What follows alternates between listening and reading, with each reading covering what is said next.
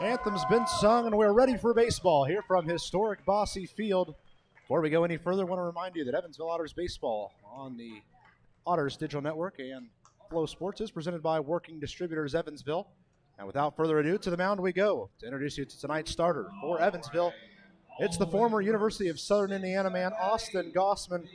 He has been exceptional in these last few weeks, really filling the role as the top starter in this Evansville rotation. He hails from Avon and is a local guy that's really enjoyed his time playing for the Otters in 2 years. As he enters the game, he's 7-4 in his 14 starts, a .361 ERA. His last start really drove that ERA up. Prior to that, he was sub-3 for a long time. He's pitched over 80 innings, as you can see there, and is almost at a strikeout an inning. He also limits the walks very well. That's what killed him in that game last week, were the walks. I'm sure that's a point of emphasis he's trying to improve upon. It is Gossman on the mound, Tanksley behind the plate, that pitcher-catcher battery. Sponsored by the Answer Auto Repair East. Find all your battery needs at the Answer Auto Repair East, located at 2319 North Green River Road. Give them a call at 812-475-9000. From there, we move to the lineup for this Windy City team. Brian Klein, as we mentioned in pregame, is the leadoff man, just signed yesterday to this Windy City squad. He'll be followed by Jake Boone and Brynn Martinez. Robinson, Spillane, and Richards make up the middle three before Morgan, Isaacson, and Robertson round things out. Keep an eye on this lineup. 4 lefties, a switch hitter as well. They're really going to change things up on Austin Gossman and make him work hard up there on the bump. We are getting set for the final warm-up pitch for Austin Gossman. We'll be ready to kick off baseball on a beautiful night from Evansville. Temperature is going to be sitting here in the mid-70s, maybe the low 80s right here at the beginning. There is a breeze that's blowing out towards the right field area and off towards third base as well, so it might pull things a little too far. It's pretty much straight in from the left field foul pole, at least right now. There were a lot of clouds in the area, a lot of storms potentials all day. We're not going to see those as for right now. Brian Klein ready to step in and kick things off here for us. Austin Gossman gets set up on the bump. And the first pitch will come home at 6:36. It's a grounded foul strike to the right side.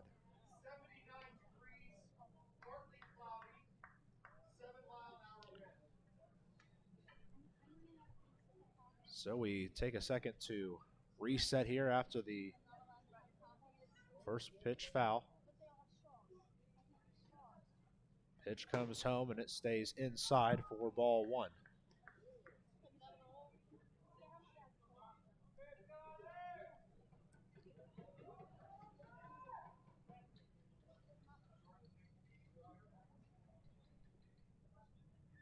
One is the count. And it's grounded to the right side. Armstrong will charge in, plays it into the chest. The throw to first is in time for out number 1.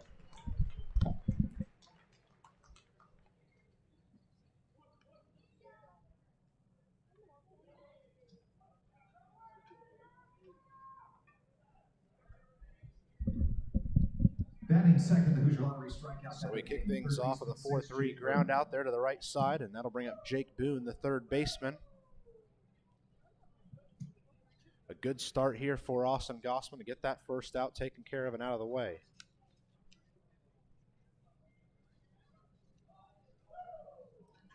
A little bit of a wait here for the first pitch. It's zoomed to the left side right into the glove of J.R. Davis for out number 2. Did not hit the ground on its way, so it is a line out to the third baseman, J.R. Davis. At this point, let's walk you through the defensive alignment for Windy City. Batting third and shortstop 2, Brynn Martinez. For Evansville.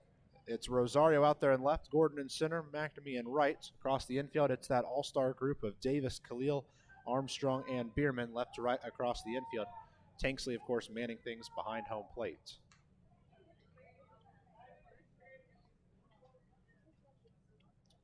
The first pitch home now to Brynn Martinez. It's in there for a called strike.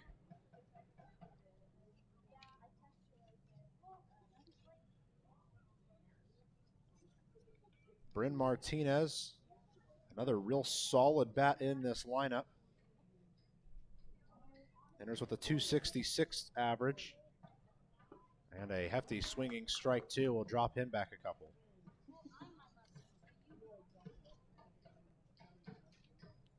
Got to keep an eye on some of these middle bats in this order for Windy City, as they can really punish you if they turn on a ball well.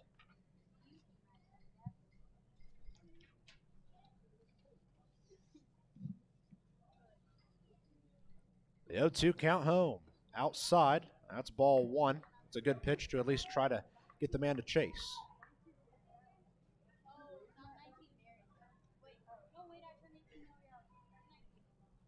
Defense is set up straight up all the way around for Brynn Martinez. As the 1-2 comes home, swinging strike three. And a German-American Bank strikeout ends this top half of the first. Played through one half.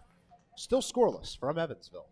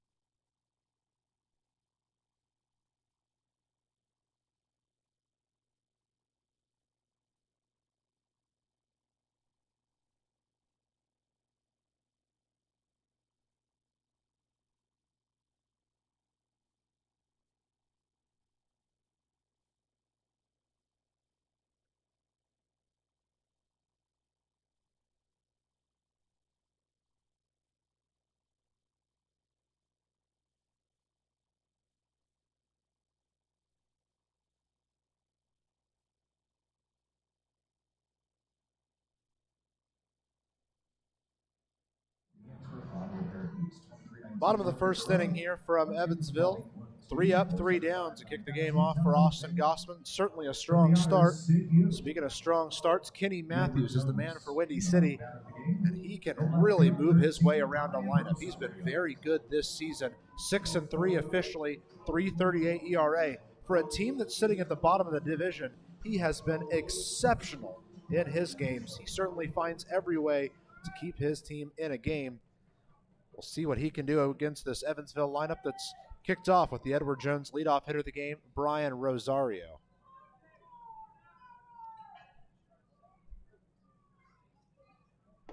First pitch comes across for a called strike one.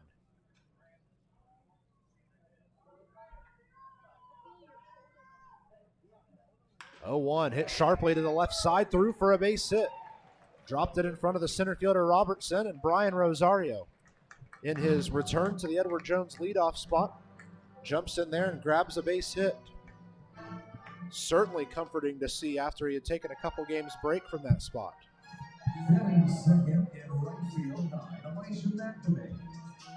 So the right fielder Elijah McNamee has made the jump up to the 2-hole, and he'll be having an opportunity now with nobody out and a runner on first.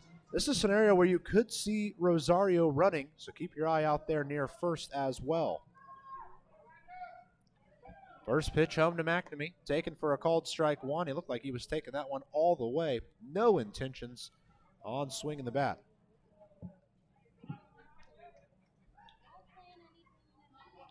So Kenny Matthews will reset now. 1 man on, 1 man out, and he'll throw over to first, where back in plenty of time is Rosario.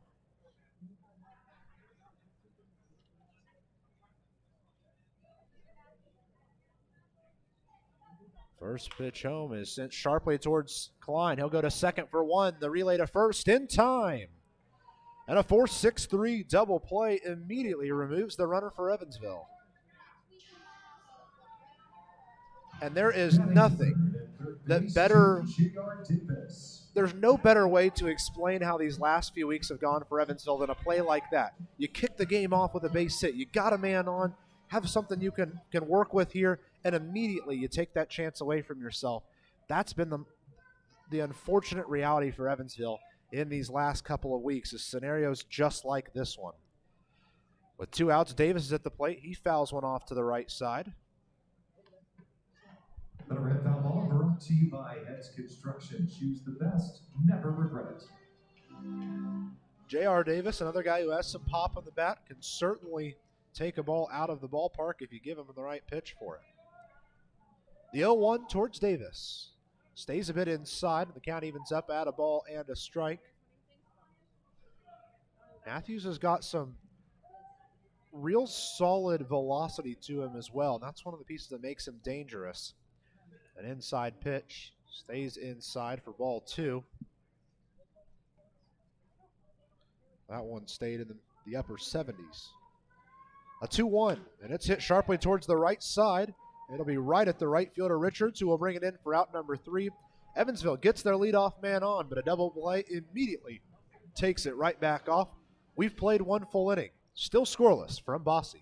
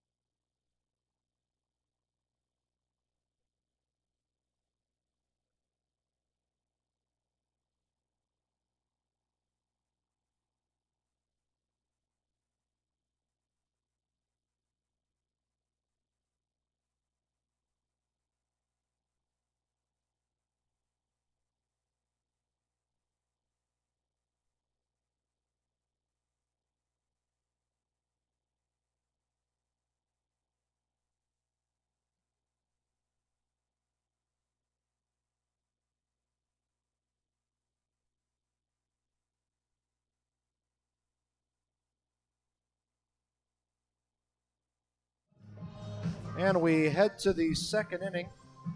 Prior to getting into the action, though, want to take another look through the Frontier League standings. Right now, it looks like the Frontier League Championship is going to go through Washington. They have been on an excellent stretch of baseball, and it doesn't really help anybody else that Schaumburg and Evansville have fell down a little bit and allowed that gap to rise to now 8.5 games for Washington in the lead over on the West. The gap on the East has really drawn close. Quebec only has a 3-game lead on Ottawa, and things get really tight from Ottawa all the way down to Trois-Rivières. We'll keep an eye on this as we go through these last couple of weeks. Just about any record each night can change this up a ton. It's time to start getting really excited about constant movement in the standings, exactly what you could want. Everybody really has a say in the playoffs, the playoff talk right now. Dan Robinson, Brynn Spillane, and Jarius Richards are the 3 due up here in the second inning for Windy City. The T-Bolts went 3 up, 3 down in the first.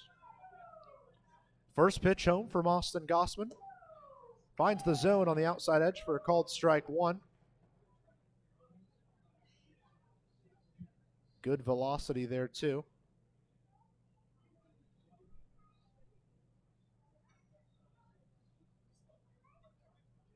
Oh, 1 pitch stays well outside, and with it, the count evens at 1-1.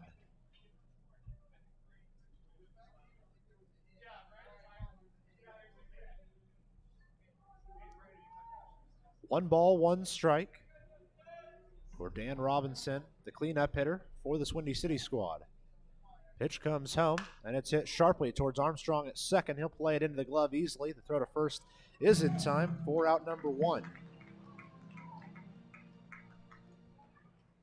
Got a little scary a couple weeks ago, and Armstrong had his slide into second and jammed a finger. Missed a couple of games just to kind of reset things, make sure he was feeling good. But ever since, he has been exceptional out there on the base paths as a defensive player. And right across second base from George Khalil, the 2 of them have manned some really impressive work this season. The two of them have combined for a lot of double plays. First pitch home to Brynn Spillane, who is the designated hitter tonight. It's on the way now. Outside, ball one. Spillane thought about going about it, but was able to hold himself off. 3 games here at home this week before the Otters head right back on the road to face Washington for a weekend set. Then next weekend, the Evansville Otters are here all week long, Tuesday through Sunday. It's the last 6 home games of the season for Evansville, so if you're going to get out for some, it's got to be here in these next 8 games. We are running out of time.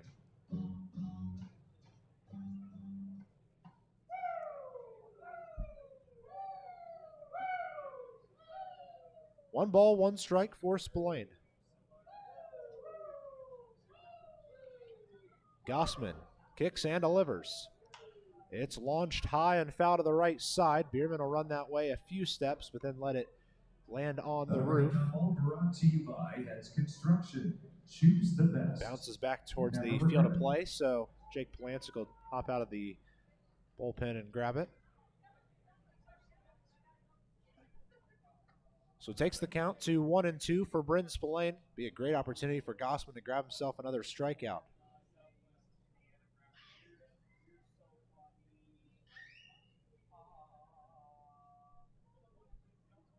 A 1-2 pitch home. Outside, and that'll even our count up at 2-2. Windy City wearing their full gray jerseys with script Windy City written across the front in navy blue.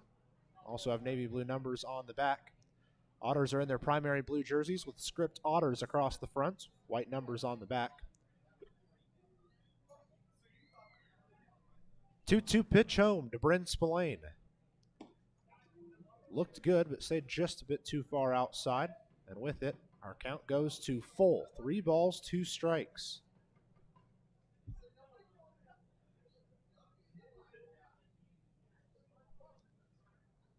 Polancic resets the feet.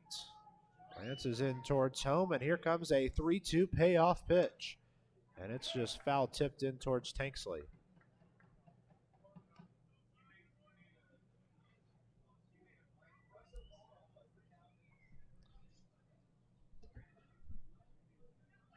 Full count for Brynn Spillane.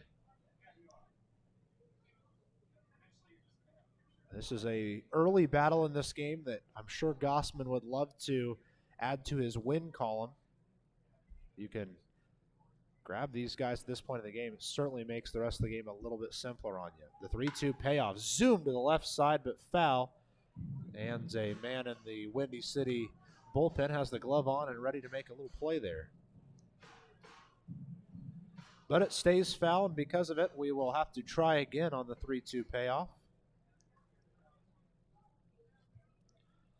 Some good sunshine coming in now in center and right field. The rest of the field is bathed in shade right now. Good crowd out there on the Corona patio deck tonight as well. 3-2 comes home. Swung on, missed, foul tipped into the glove of Tanksley, and it's a German-American Bank strikeout for Austin Gossman, his second of the game. Batting sixth in right field, 32, Jarius Richards. So with 2 outs and nobody on, Jarius Richards makes his way towards the plate. Richards on the season, batting .233, has certainly been a consistent bat in the order, 54 hits in 65 games.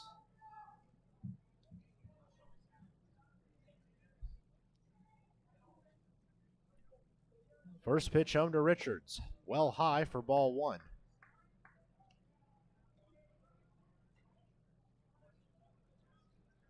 Gossman passed the 170 mark in strikeouts his last time out. Now at 172 in his career. The 1-0 to Richards. Again outside. That takes our count to 2 balls, no strikes.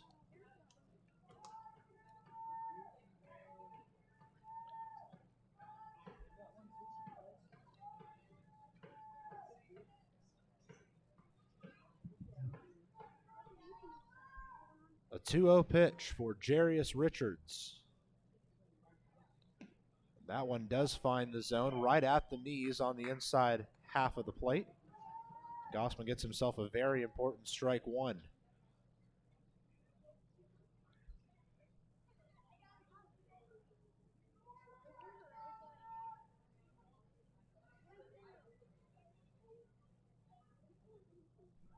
A 2-1 is launched high, but inside the infield.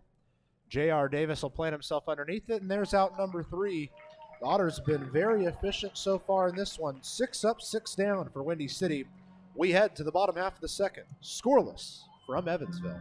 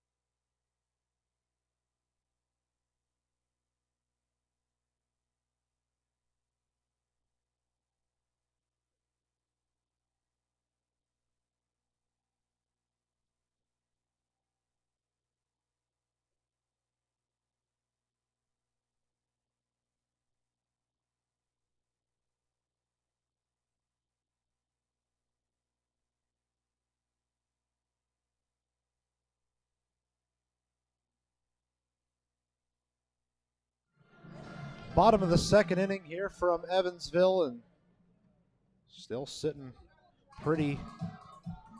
Neither team budging quite yet in this one. Evansville did get a leadoff hit in that first inning. Brian Rosario got himself on, but an Elijah McNamee double play immediately removed that opportunity for Evansville. That one kind of stung. They'll have to kick off this next half inning with Baez, Biermann, and Gordon, the 4-5-6 hitters. Baez kicks things off with ball 1 low in the zone. A 1-0 pitch, and he's way out in front of it for a swinging strike. Count evens up, 1 ball and 1 strike for Jeffrey Baez. As we enter the game, Jeffrey Baez sitting at a .264 average. Watches a pitch come across for a called strike 2 now.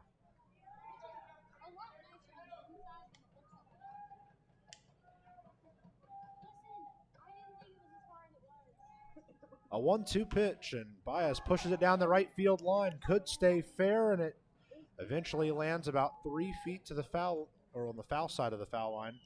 And he'll have to make his way back towards home. If that one would have hung in the fair zone, he might have had himself, or he would have had himself 2 bags, potentially even 3 with the way it was working.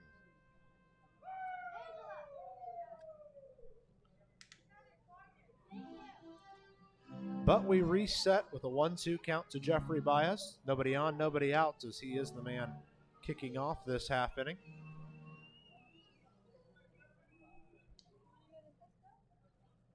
Already games going on in the Frontier League. We'll start to look through some of those as well. Baez fouls one off the handle of the bat, back into the netting. The New York Boulders lead New Jersey 3-1. They're in the bottom of the second right now. Schaumburg has a 2-1 lead at Lake Erie. They're in the third. 1-2 pitch inside is too far inside and evens our count up at 2 balls, 2 strikes. They're in the bottom of the second at Sussex County, and the Miners have a 5-0 advantage against the Empire State Grays. Quebec is at Trois-Rivières for a Battle of Quebec. They're in the top of the fourth, still scoreless. Jeffrey Baez way out in front of a pitch for a swinging strike 3. It's the first strikeout of the day for Kenny Matthews. Only other game worth giving you a notice for right now. bottom of the second. Florence is up 2-0 at Washington. So keep an eye on that one as well. Otters head to Washington this weekend. They play there Friday, Saturday, and Sunday in a pivotal series for the Otters. First pitch into Zach Biermann's a called strike, and he disagrees right away.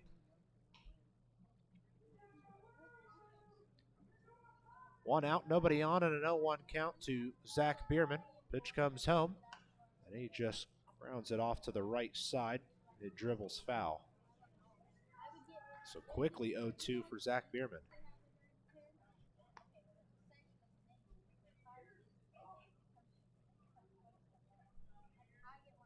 An 0-2 pitch to Biermann. Outside ball one, but that is a very close pitch from Kenny Matthews.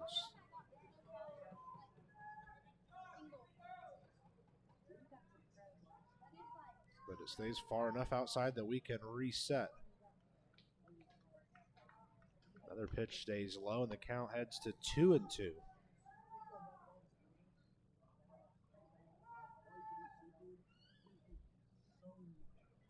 A swinging strike three has Matthews picking up back-to-back strikeouts for Windy City.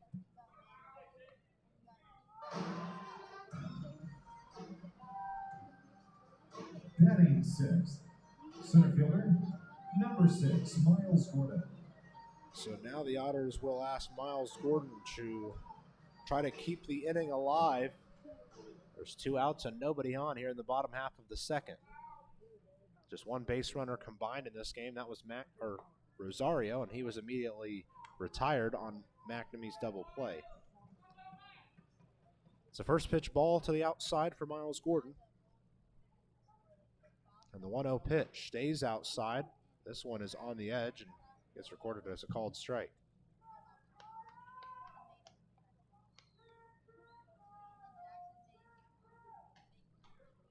One ball, one strike. And Gordon puts it steaming to the right side, but it is going to stay on the foul side of the foul line. And take our count to 1-2.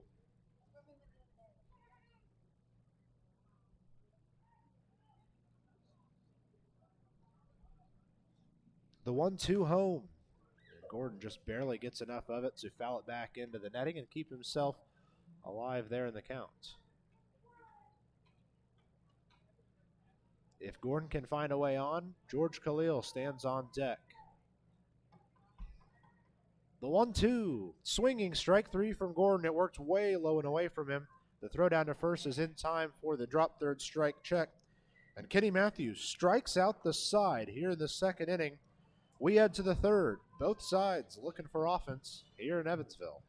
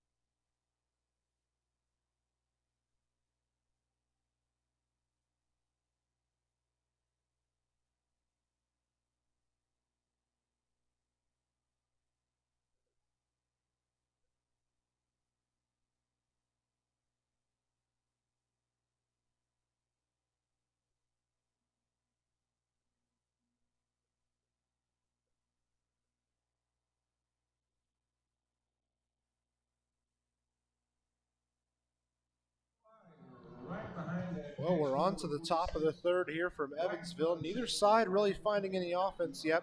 Evansville had the first say in things, grabbing a base hit from Ryan Rosario, but a double play immediately removed that opportunity. And since then, we haven't seen any base runners in this game. Due up for the T-Bolts here in this half inning will be the bottom three of Matt Morgan, Peyton Isaacson, and Peyton Robertson.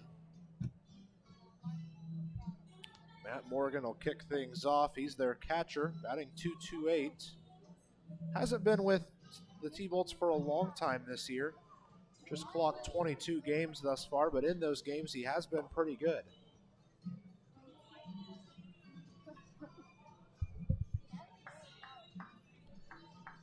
So the final warm-up pitch has been tossed by Austin Gossman. He takes a quick lap and gets back onto the mound. And 8-7 on catching 8, Matt Morgan. Ready to face off with Matt Morgan.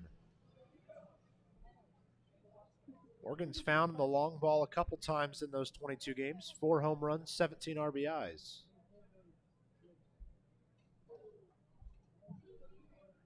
First pitch home to the catcher, Matt Morgan. Is on the way from Gossman. Outside, ball 1. Gossman going with some heat on that pitch, and it just stayed low and away.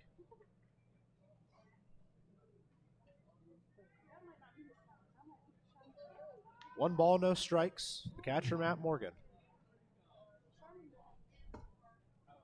And a hefty swinging strike has evened our count up at 1 ball, 1 strike.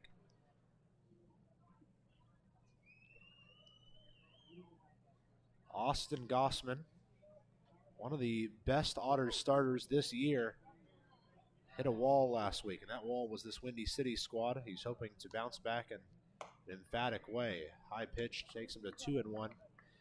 Last week it was the 3rd inning that Windy City jumped all over him.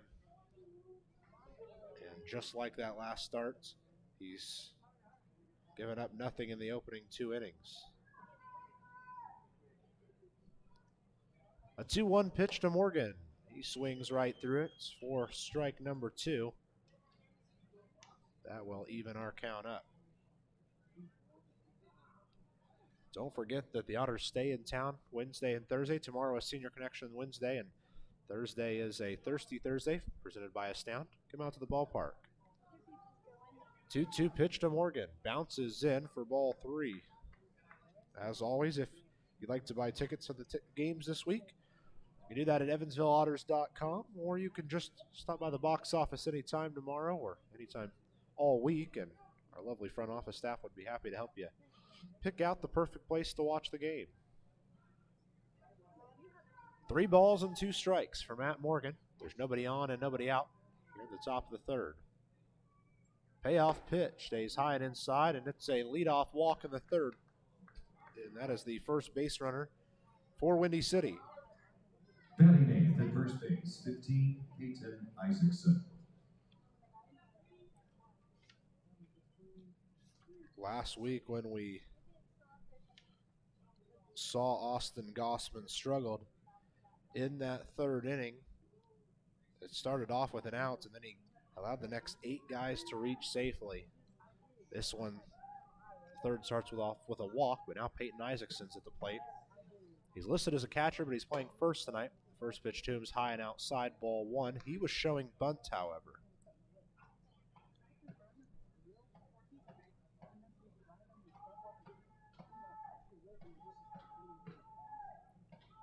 One ball, no strikes to Peyton Isaacson, who bats .243 entering our game. Pitch comes home. He shows bunt again, and he bunts it down in between the legs of Tanksley, and it ends up all the way back in the backstop.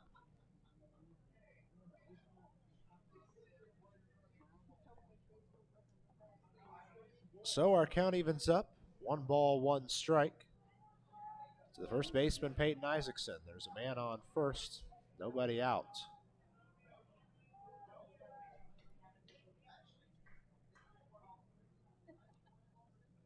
A 1-1, and they're going to go check on the runner, Matt Morgan. He is back in time.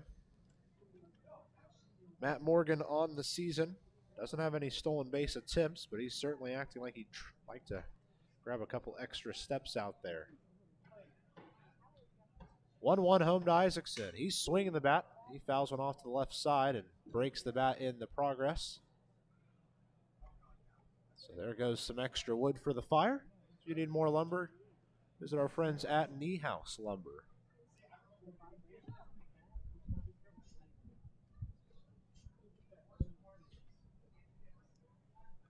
So it's still Peyton Isaacson, ready for a 1-2 pitch after his broken bat there on that last throw. Man on first is Matt Morgan. Nobody out here in the top of the 3rd inning. Gossman gets set and fires home on the 1-2. Hit sharply towards Armstrong at second. To second for one. The relay to first. In time.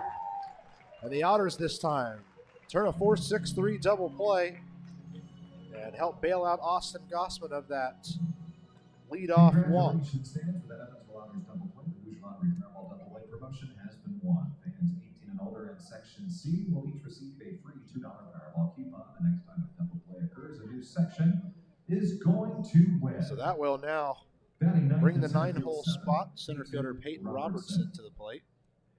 Robertson hails from Orange, Texas. Played for Windy City last year. First pitch home to him. Bounces in for ball one.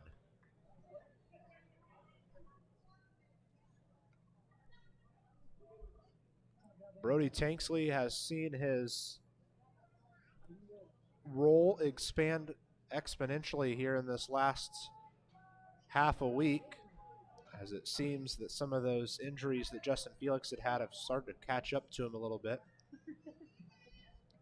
Hopefully these games off are just precautionary for Justin Felix, just to keep him healthy, and hopefully they're not because of an injury that's happened that is keeping him out of the lineup.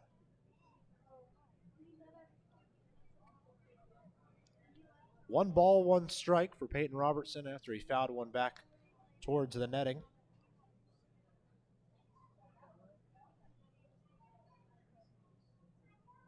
A 1-1 home. Sent over the head of George Khalil into left for a base hit. The first one of the game for the T-Bolts. Back to the top of the order, second. So with that, we go to the top of the order, where the second baseman, Brian Klein, is striding in.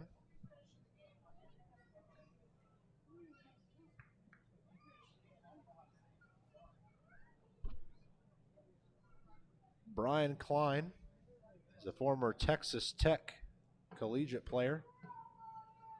Was signed into the Washington affiliation before nearly immediately joining the Atlanta affiliation. And in different spells this year, he spent time with both High A and Low A within Atlanta's organization, both the Rome Braves and the Augusta Green Jackets. First pitch home to Brian Klein.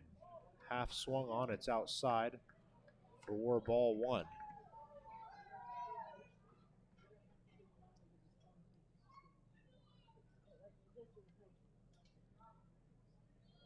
So time is taken for a second. As the 1-0 pitch makes its way home to Klein. First, they're going to throw over to first, and it gets past Biermann. All the way towards the Otters bullpen, and rounding second now is Robertson. He gets first to third due to the overthrow over there. And that one will go down as an error on the pitcher.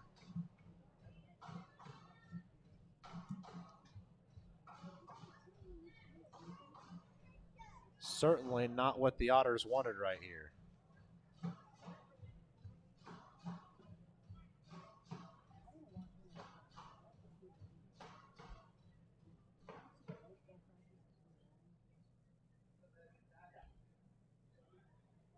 So we have to reset now with a man on third and 2 outs.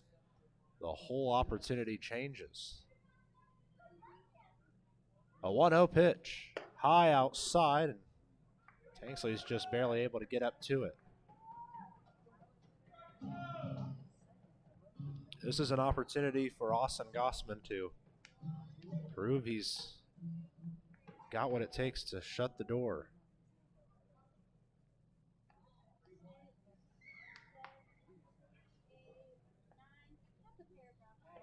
A 2-0 pitch home is fouled off to the left side.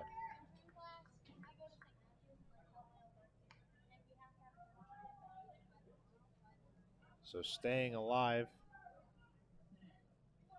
right now is Brian Klein. 2-1 counts with 2 outs and a runner at third.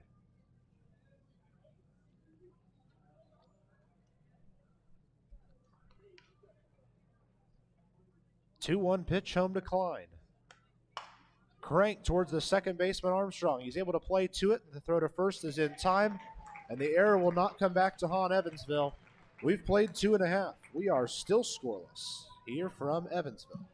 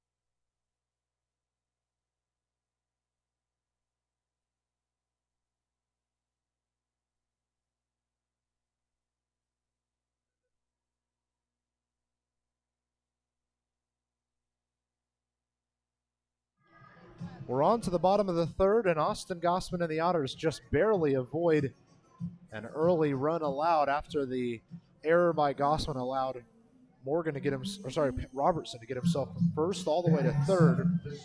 But the ground out from Klein took the opportunity away from Windy City, so we remain scoreless as we head to this bottom of the third inning. George Khalil, Brody Tanksley, and Andy Armstrong are the three due up for Evansville. First pitch to Khalil, taken well inside for ball one. Khalil's average sits at 225. He's up to his RBIs to 24 now. Takes a pitch on the inside edge. And the count evens up at 1 ball, 1 strike. Pitch comes home. It's sent fouled off to the left side. It will end up near the bullpen of Windy City.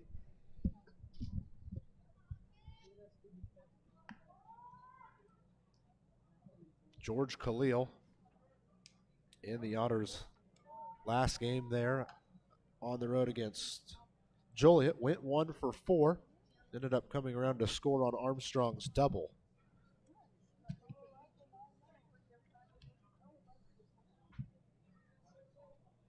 A 1-2 pitch to Khalil. It's swung through for strike 3, and Khalil will sit down with a strikeout. It's the 4th straight for Kenny Matthews. So it'll now be Brody Tanksley who strides in. He's batting .250 after he had a fairly strong road trip, getting himself some consistent ABs, and finally being a consistent starter in the lineup has allowed him to grab a couple of chances. And his first start there against Joliet on Friday night had 2 hits, one of which with an RBI. He takes a called strike on a low outside pitch to start things off here.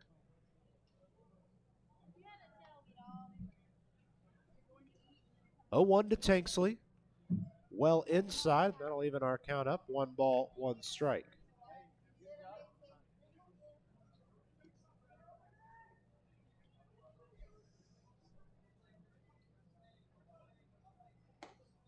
Good curveball falls in for a called strike 2. Didn't look like it was going to hit zone. Then it finally dove in and grabbed it. The 1-2 is lifted up and fouled down the right field line. It's going to end up well out of the ballpark, but well foul as well. Would be really cool to see Brody Tanksley turn on one and send the ball out of here. A 1-2 stays high, and with it our count will even up at 2 balls, 2 strikes.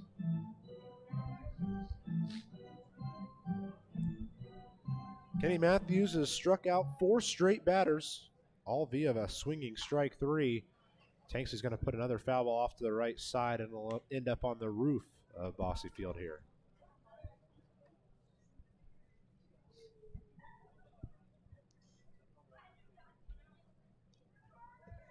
Two balls, 2 strikes for Tanksley. Right back up the middle. Might get through for a base hit. It will. And Tanksley has himself a single here in the third.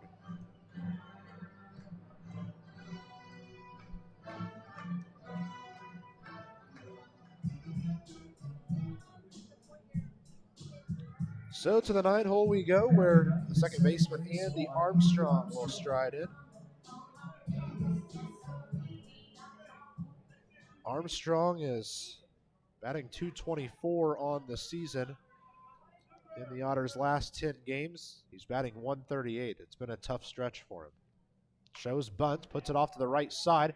It's going to be a quick play over at first, and it's misplayed by Matthews. And because of it, Armstrong's going to reach first.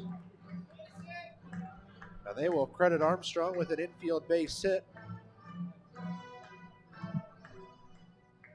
It kind of looked like Matthews thought maybe he would throw to second, then maybe he would throw to first. He ended up not throwing either way as he picked the ball up. It just kind of went running from his hand. So the Otters now have multiple men on as we head back to the top of the order, and Brian Rosario He was responsible for the first hit of the game for Evansville, but was immediately retired on the double play from McNamee. First pitch to Rosario. High, ball one, but close. Close to the elbows, but just a bit too high.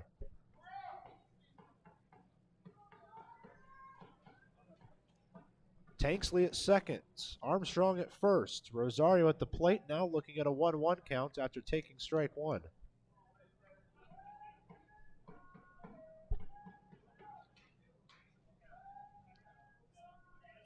A 1-1 home. And Rosario's a bit ahead of that one. And after the strike, it rolls away from the catcher Morgan for a second, able to pick it up and keep the runners in place.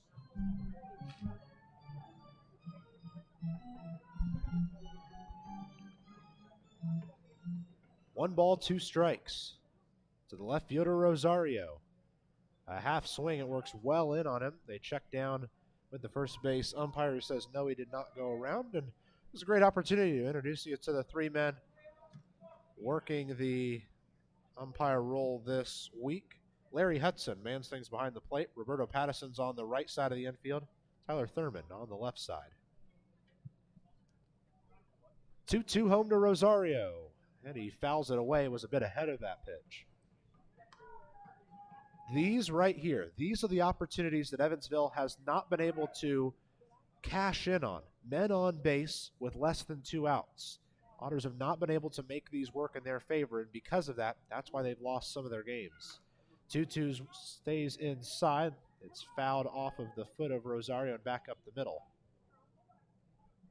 Good work from Rosario to at least keep himself alive in the count.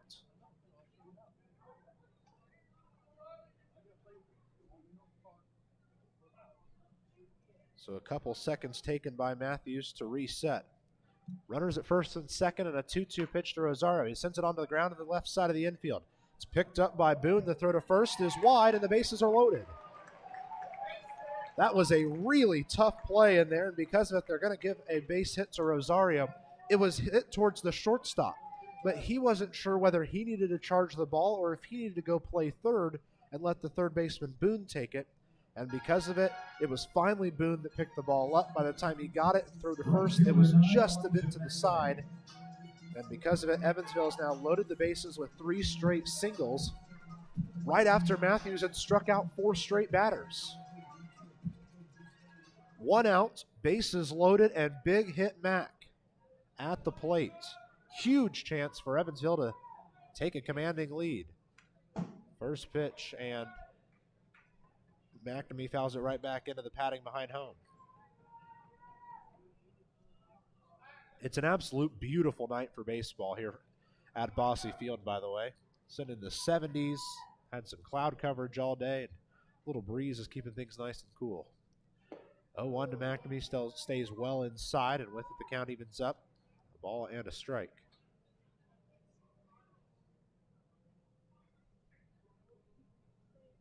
Rosario's at first, Armstrong at second, and Tanksley at third. There's 1 out. And big hit Elijah McNamee at the plate. The 1-1. Cranked out towards left. Robinson will step in a few feet, bring it in for out number 2, and Evansville will not advance anyone on the fly. It was a good choice because Robinson threw that ball dead on. And now the bases are loaded with 2 outs, and J.R. Davis heading to the plate. A tough out there for Evansville as they really needed that one to be more beneficial.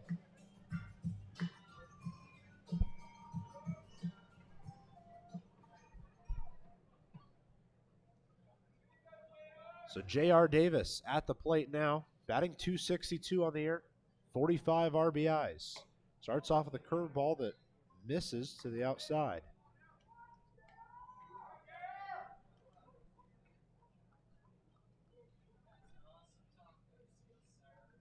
Tanksley at third, Armstrong at second, Rosario at first, and a 1-0 pitch to J.R. Davis. Hits it hard to the left side of the infield. Boone steps in, picks it up, steps on third. Otters get the bases loaded with 1 out and can't bring anyone in. We head to the 4th inning. We're still scoreless here from Bosse Field.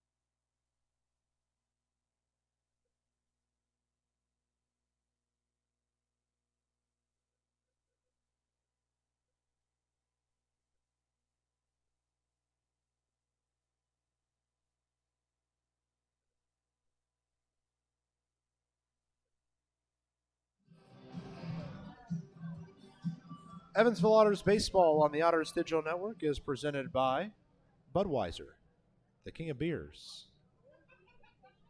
Jake Boone, Brynn Martinez, and Dan Robinson are the three due up here for Windy City. Both squads looking to be the team that breaks through at the first run of the game. First pitch comes home to Boone for a called strike one, nearly right down the middle. Boone had a sharp hit to the left side his first time up, but it ended up in the glove of J.R. Davis for out number one.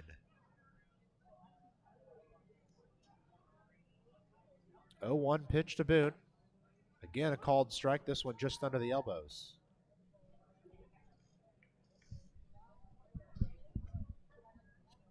So the count falls to 0-2 for Jake Boone.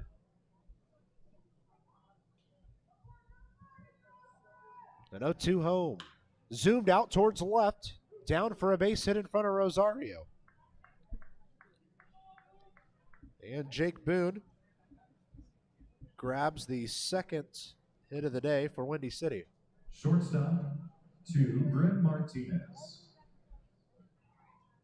To the three-hole we go, where Brynn Martinez, who's the shortstop this evening, making his way to the plate. He struck out his first time up.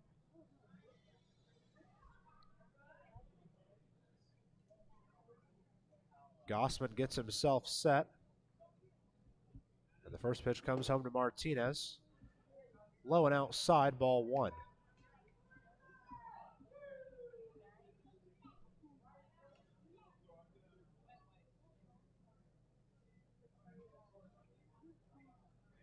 Little lead over at first for Jake Boone. Nobody out. 1-0 pitch to Brynn Martinez. Oh my goodness. Huge swing for Martinez. Just about lost the bat. But he falls to 1-1.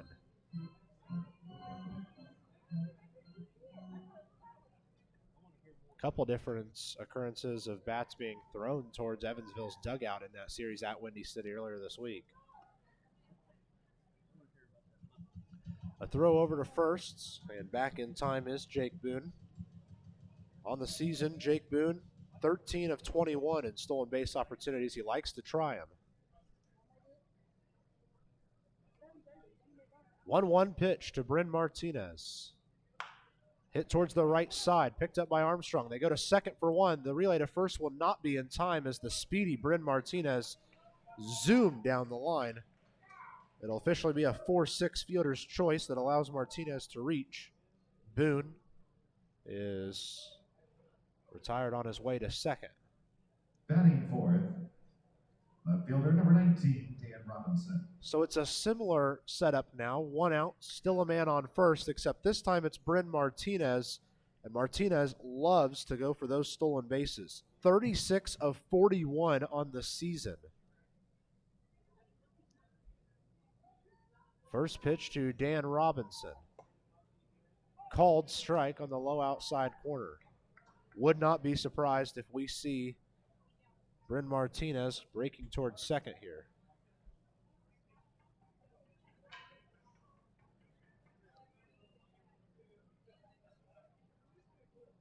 An 0-1 to Dan Robinson.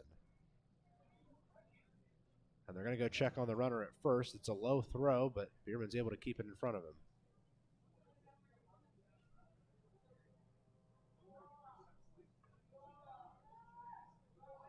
Nice sunset, shining some nice light on the American flag out there in center field. As we ready ourselves for the 0-1 pitch to Robinson. It's outside and low, and because of it, it evens our count at 1 ball and 1 strike.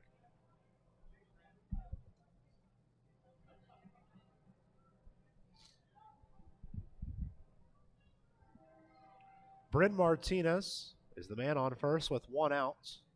And a 1-1 count to Dan Robinson. Stays high for ball 2 to Robinson. Gossman immediately looked back down at his landing zone and moved some dirt around. Was not happy with the way he landed. Ryan Miller has spent quite a bit of time out there stretching and loosening up in the bullpen for Windy City. 2-1 to Robinson. Cranked down the right field line. long run for McNamee, and it's going to drop for extra bases. There goes Robinson towards second. It's a stand-up double, and there are 2 men in scoring position with 1 out for the T-Bolts.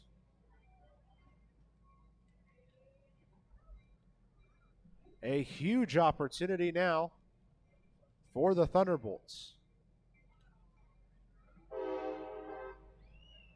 A hard hit ball by Dan Robinson got over the head of McNamee. Designated hitter 34, Brynn Martinez. So there's runners at second and third with just 1 out.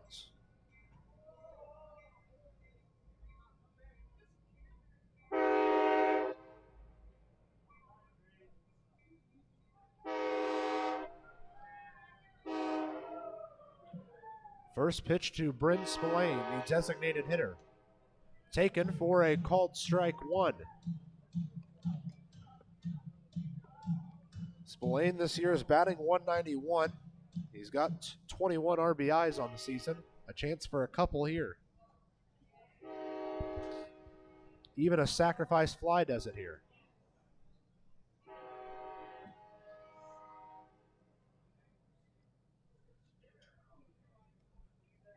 The 0-1 to Spillane.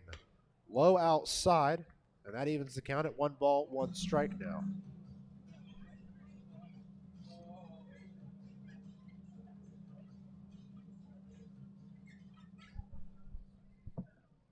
Opening game of a 3-game series here between Windy City and Evansville.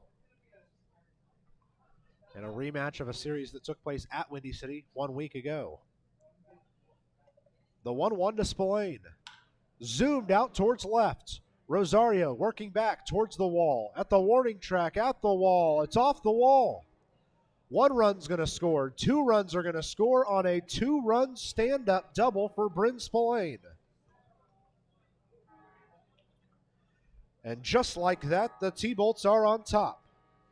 Right fielder 32, Jairus Richards. Looked like that ball might leave the yard, but the wind helped do just enough to keep it in. And with it, Windy City is going to grab themselves a lead. Neither team was really finding anything offensively yet. Evansville had the bases loaded last inning and left them that way. So now with 1 out, Jairus Richards steps up. A man on second, and like I mentioned, still 1 out. First pitch to Richards.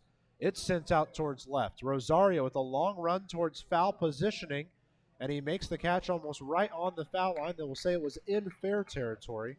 And the Otters are able to grab out number 2.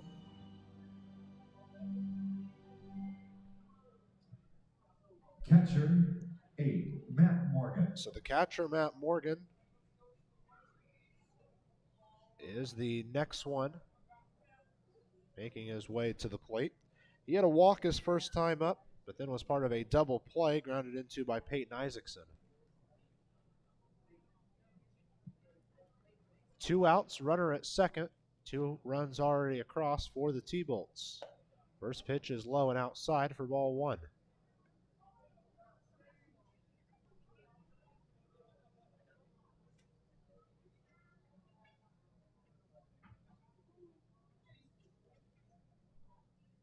One ball, no strikes to Matt Morgan. There's 2 outs and a runner at second. And Gossman's just going to step off and reset. Wasn't happy with Brynn Spillane bouncing around out there near second. Just resets things.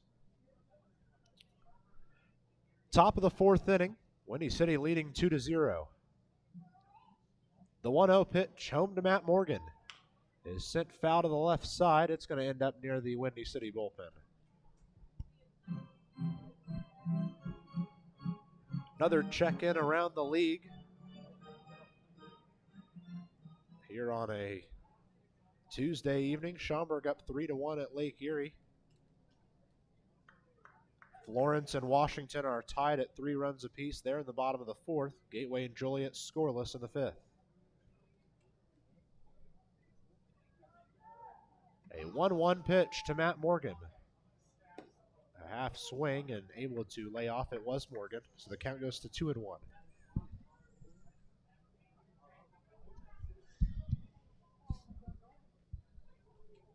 Wind starting to die down here at Bosse Field.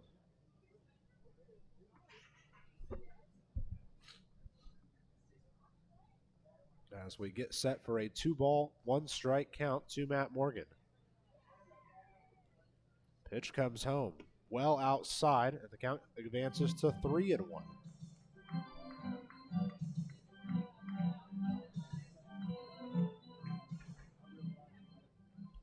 Looks like, for the most part, Evansville should stay out of the way of rain the rest of this week. Chance next week. Of course, once we get closer, we'll see if it's going to interact with any of the Otters games. 3-1 pitch to Morgan. Just misses on the outside edge, and a walk is going to allow men on first and second now for Windy City. 15, Peyton Isaacson. So Peyton Isaacson will make his way to the plate. Isaacson last time up had a double play that took away a good chance for Windy City in the third.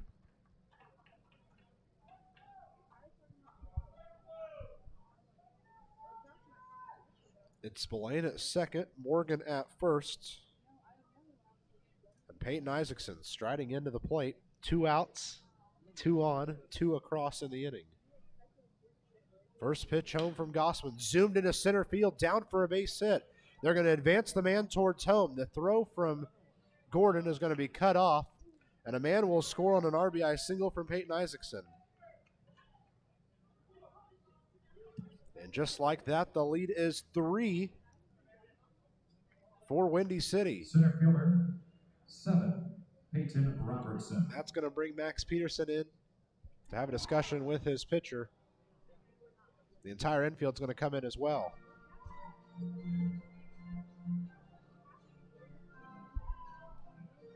Certainly not the way Gossman wanted his middle innings to go.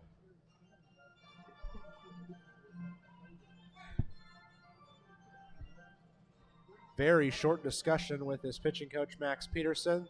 The entire infield will stick around for a second to both grab the rosin bag and give words of affirmation to their pitcher.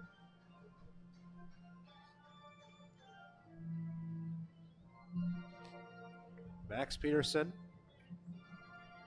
heads back into the dugout as Peyton Robertson heads to the plate. Robertson had a single in the third, then advanced to third on the error from Gossman, but was held there as Brian Klein grounded into a fielder's choice.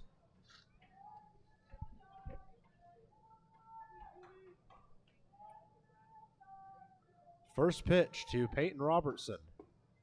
Stays low for ball 1.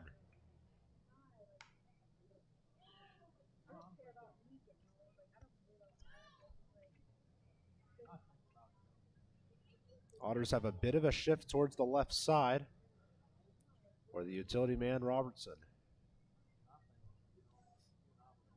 1-0 pitch home. Taken for a called strike, one almost right down the middle.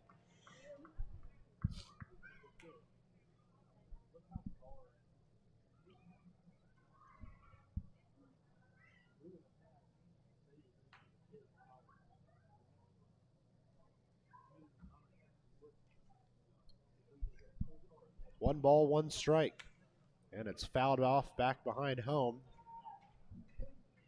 Overhead foul ball brought to you by Because of it, the count goes to 1-2. A great chance for Gossman to get himself out of the inning before allowing any more damage.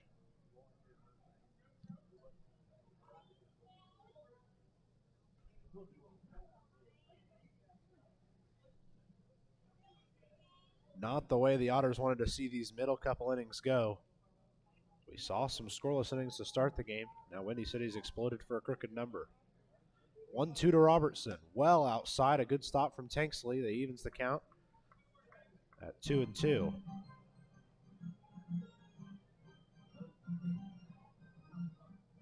Standing on second is Matt Morgan. Peyton Isaacson's on first.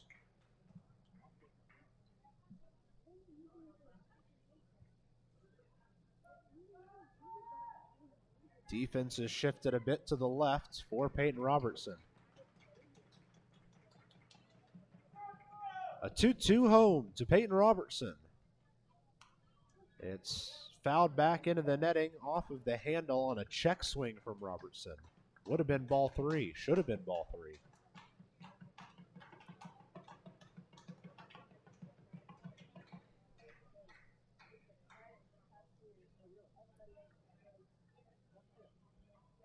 Gossman will reset before retaking the mound. Glances in towards his catcher, Tanksley. They agree on a sign, and they're ready for the 2-2 pitch to Peyton Robertson. 2 out and 2 on. Pitch coming home. It's fouled high and away towards the first base side. Biermann takes a couple steps towards it and then watches it land on the roof of Bossy Field here. So once again, we reset for another edition of the 2-2.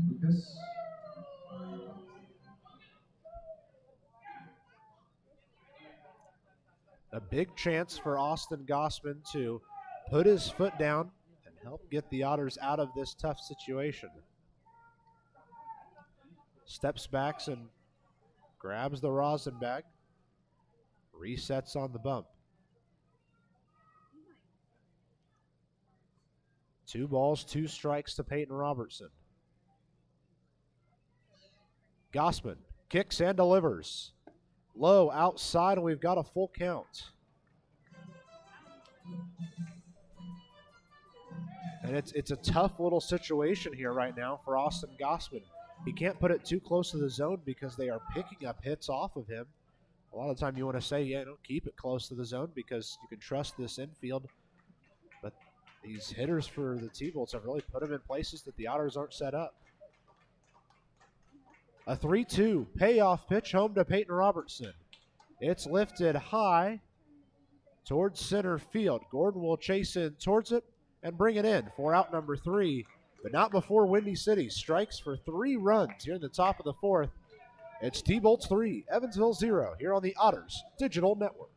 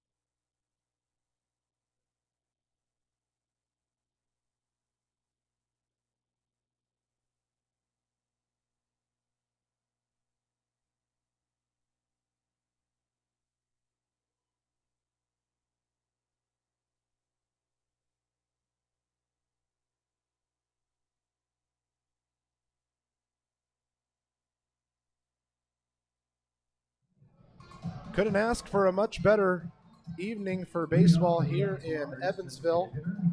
The only downside for the Otters now is the scoreboard no longer favors them. They trail 3-0 here in the top of the 4th inning. It'll be the trio of Baez, Biermann, and Gordon due up in the half inning. They all 3 sat down with strikeouts their last time up. Ball fouled back by Baez, takes him immediately to an 0-2 count. Otters had the bases loaded in the 3rd with 1 out and could not bring them home on either of their last 2 opportunities. Ball sent high down the right field line. Chasing back is Isaacson in foul territory, and he brings it in for a foul out number 1.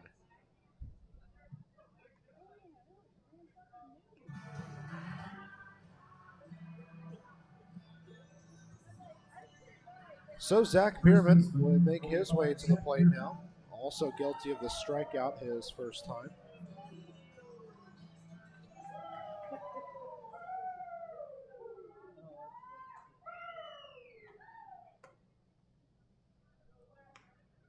First pitch to Biermann's taken for strike 1.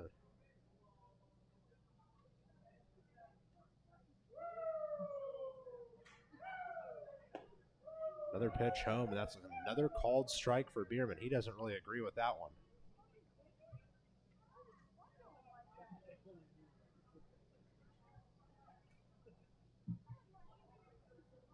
Oh, 2 for the first baseman, Zach Biermann. 1 out, nobody on. Here in the bottom half of the 4th inning, Evansville trying to answer the 3 runs from Wendy. Ball hit hard to the right side. It's off the wrist of Isaacson, but he's going to go step on first himself for out number 2. So Isaacson has recovered 2 straight outs to start this inning. It now brings up Miles Gordon with 2 outs and nobody on. Number 6, Miles Gordon.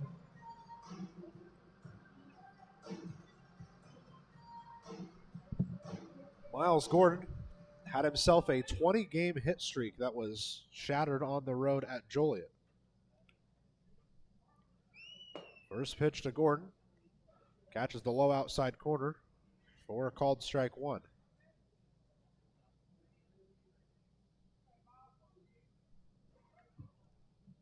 The 0-1 pitch home. Looked good, stayed a bit low though. And with it, the count evens up at 1-1.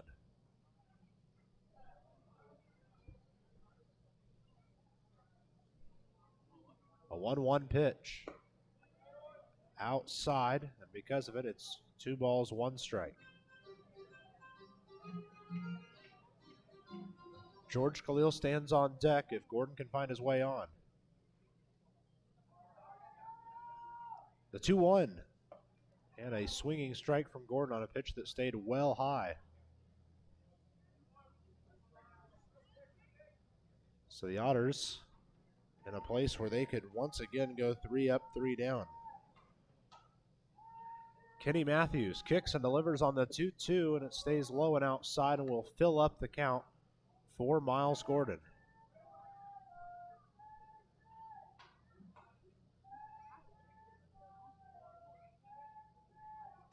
A 3-2.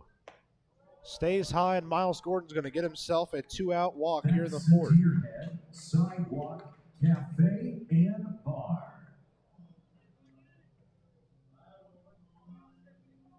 So now it's George Khalil's turn with 2 outs and a man on first. The Aussies batting .225 on the season, struck out his first time up. Shortstop, 28, George Khalil.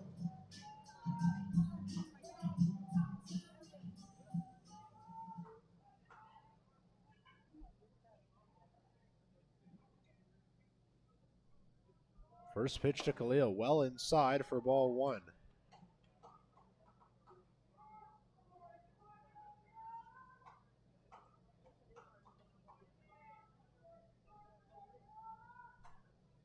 Matthews resets and fires home on the 1-0. He's going to go check on Gordon instead.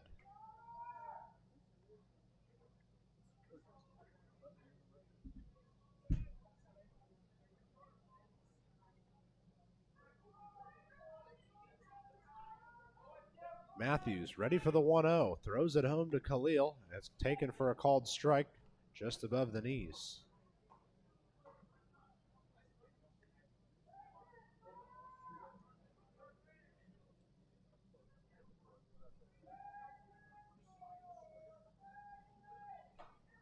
A 1-1 and a swinging strike 2. A foul tip from Khalil has him back in the count at 1 ball, 2 strikes.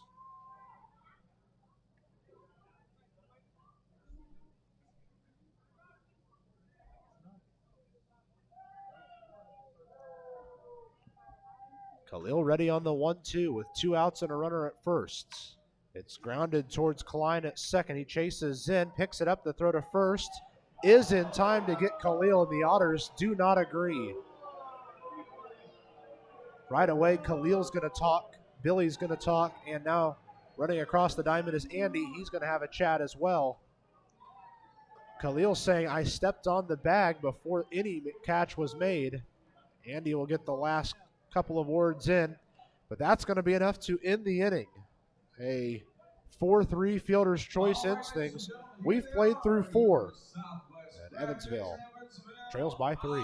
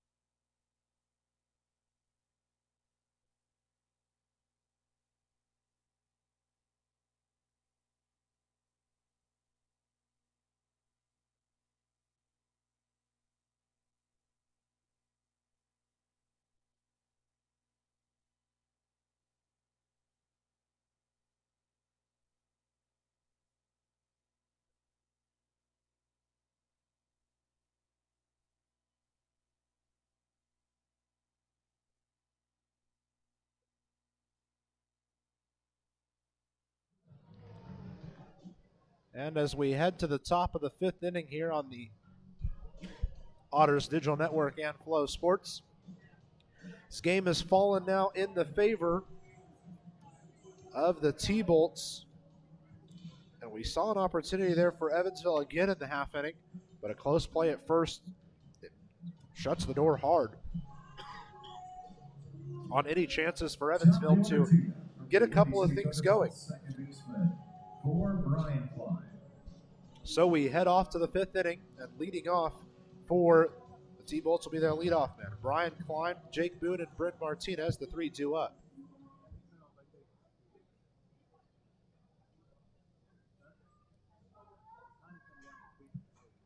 Gossman taking his time to get set prior to the first pitch of this 5th inning. Pitch home to Klein. Stays low and inside, ball 1. The last inning out for Gossman is when he allowed the 3 runs. Officially gave up 3 runs on 3 hits. And Wendy said he left 2 on base.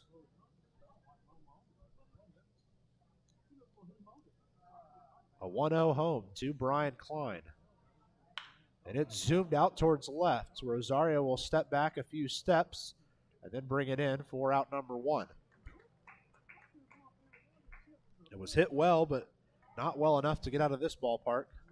Hoosier Lottery, strikeout batter of the game at third base, 6. So now the 2-hole hitter, third baseman Jake Boone, steps in.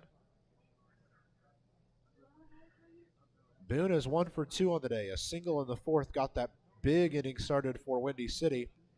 He also lined out to J.R. Davis his first time up. First pitch home is sent sharply towards Davis again.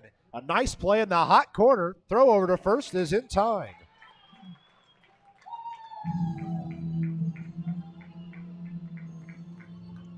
J.R. Davis says, not this time. Backhands the ball and makes a great throw to first for out number 2. Wonderful play there from Davis.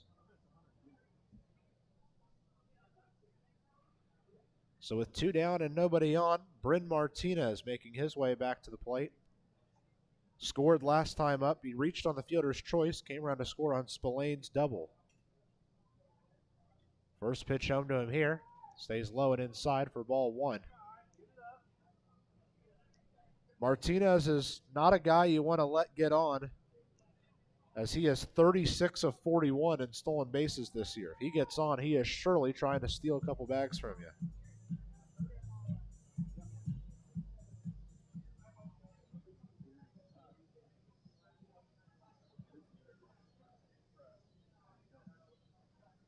1 ball, no strikes to Brynn Martinez, the shortstop.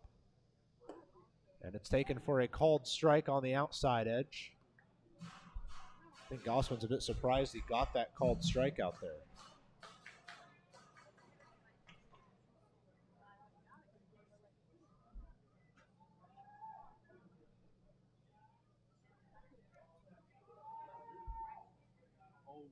The 1-1 home. Good pitch falls in for a called strike 2.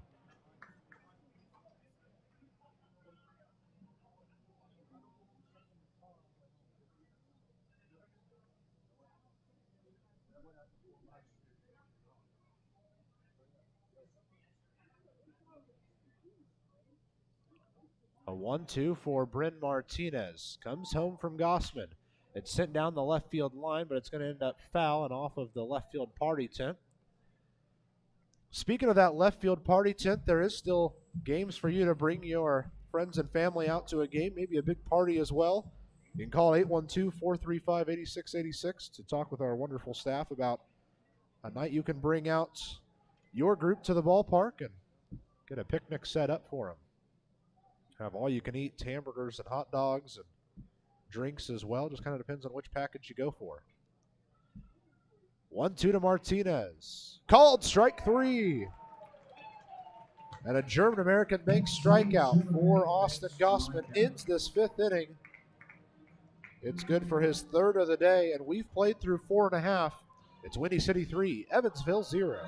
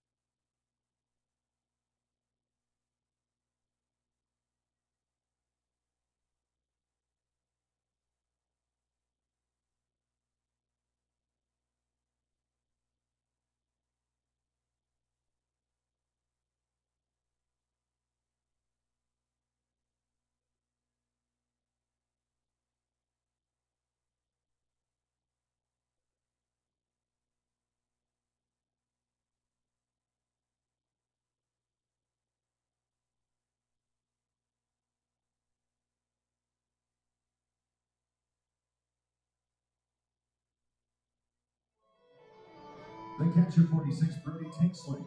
8-9-1 due up for Evansville as we head to the bottom half of the 5th. Brody Tanksley, Andy Armstrong, and Brian Rosario trying to carve out this Windy City lead, which is still sitting at 3 runs after that 4th inning. Brody Tanksley ready for his first pitch, and he pushes it out towards right center. Robertson with a long run towards it, but it's the right fielder Richards who ends up making the play as it kind of curved its way towards right. That's out number 1. Good contact from Tanksley, but just not right in the correct place. Andy Armstrong. So we head to the 9-hole hitter, Andy Armstrong, who singled his first time up on a weird play in the infield. Had the pitcher confused a little bit, also off balance. Got himself down to first. There is a man warming up for Windy City. It's Ryan Miller down in the left field pen. Armstrong starts off with a bunt attempt to the right side. It's going to end up well in foul positioning.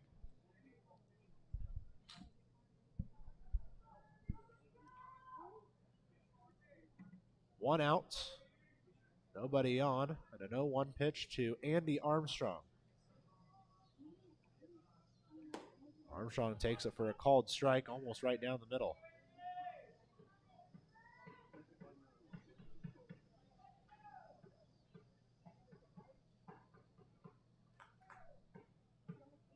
Armstrong ready to go on the 0-2. Push towards the right side and foul. It's going to end up in the seating area and then bounce back out onto the field of play. John Anthon will pop up out of the Otters bullpen to grab it.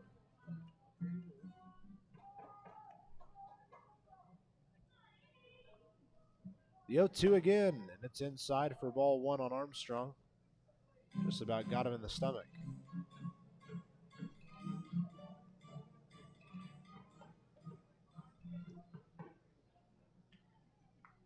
The 1-2. Armstrong pushes it to the right side. It's again going foul and will again end up out of play.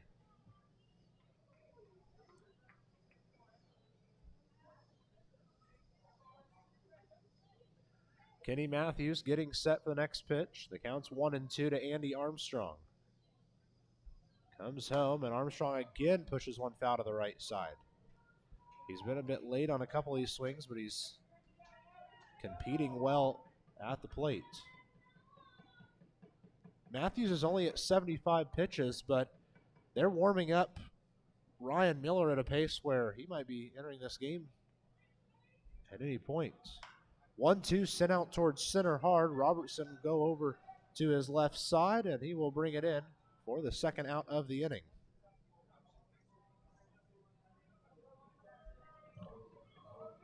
So we go back to the top of the order where Brian Rosario will step in. Edward Jones, leadoff batter of the game. Left fielder 13, Rosario is the Rosario. Edward Jones leadoff hitter of the game.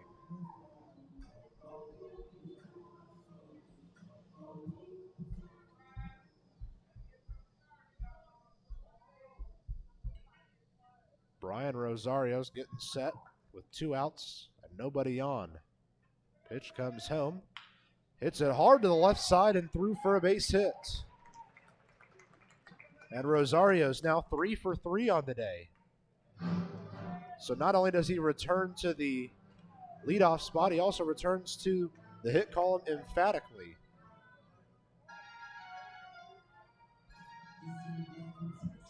Right fielder, 9, Elijah McNamee.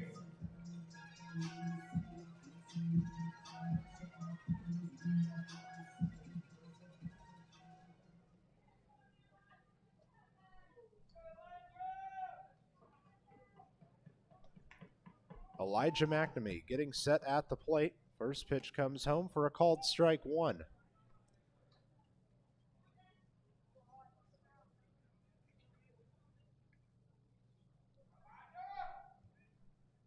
McNamee has had 2 really solid opportunities in this game, and he's put up 2 outs thus far. The 0-1 to him, well inside, and it actually hits him. So there'll be runners at first and second now.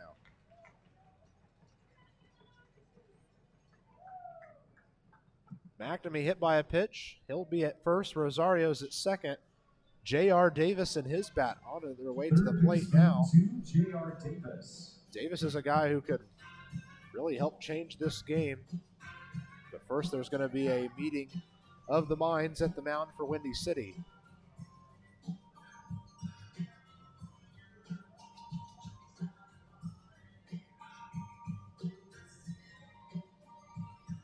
It's just the catcher Morgan, the pitcher Matthews, and the coach out there chatting about things.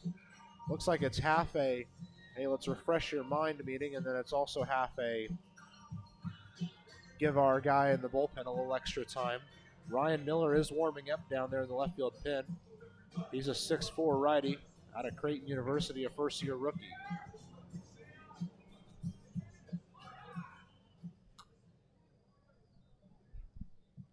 Big chance here for J.R. Davis. 2 outs, 2 on. And a chance for Evansville to grab some runs. A double steal in order. The throw out to second is high, and because of it, both guys are going to be safe. Great call there from McCauley to send both his men in motion. Rosario steals third. McNamee steals second. I think they would have had McNamee had that throw been on line, but it was so high, McNamee was able to slide in safely. So now a solid hit by JR brings in 2 runs. The 1-0 home. Inside, gets away from Morgan for a second, but not far enough.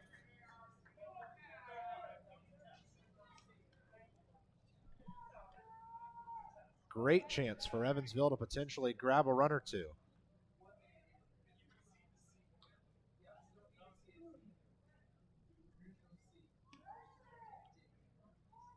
The 2-0 to Davis. Stays just high above the elbows. Ball 3. And Davis is potentially one pitch away from loading the bases with a walk. Jeffrey Baez is the man on deck. He's due for a big hit. 3-0 to Davis. Ball 4 above the elbows. The bases are loaded with 2 outs. Sidewalk Cafe and Bar.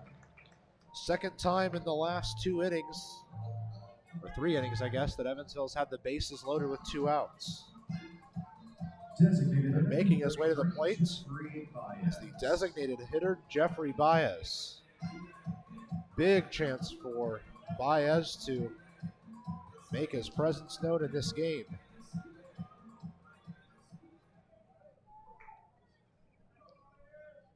Evansville on the season does have 4 grand slams, and 2 of them belong to Baez.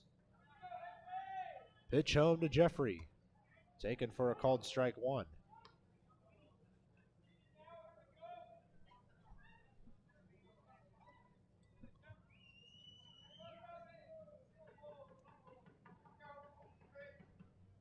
Next pitch to Baez, well inside for ball 1, and the count evens up.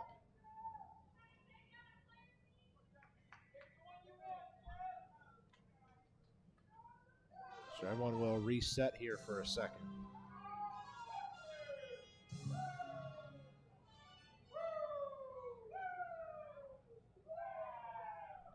A 1-1, a hefty swing. Will take Baez back to a 1-2 count.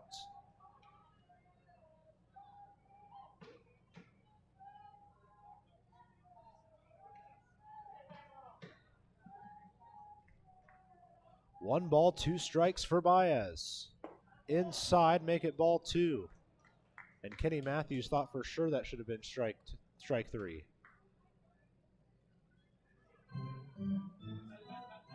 But an unlucky opportunity for Jeffrey Baez for Kenny Matthews has now given a situation where Baez can bring some men in.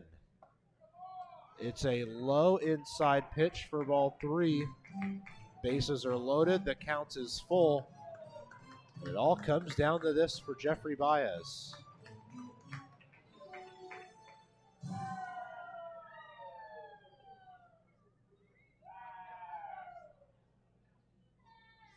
The 3-2, pushed out towards right. Richards will come in towards it and bring it in for out number 3.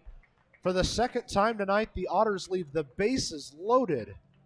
And we head to the 6th inning. Evansville still trails by 3.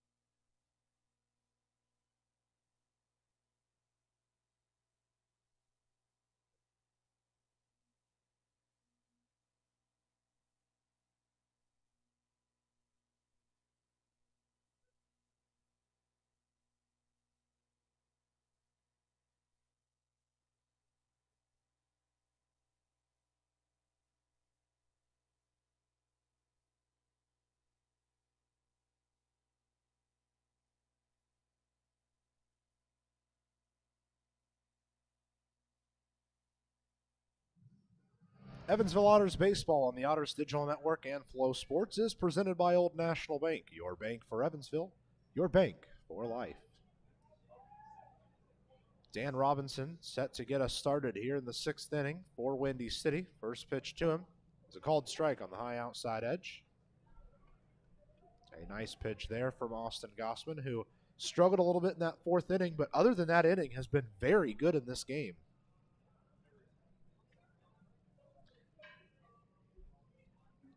An 0-1 to Dan Robinson. Again inside. This one evens the count at 1 ball, 1 strike.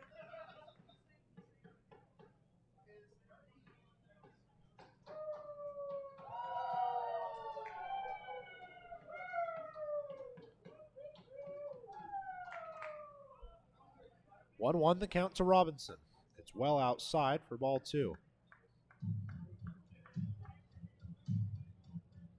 Defense has a slight shift towards the right side, not by much though. Everyone's pretty much in their usual locations, just maybe a few feet difference.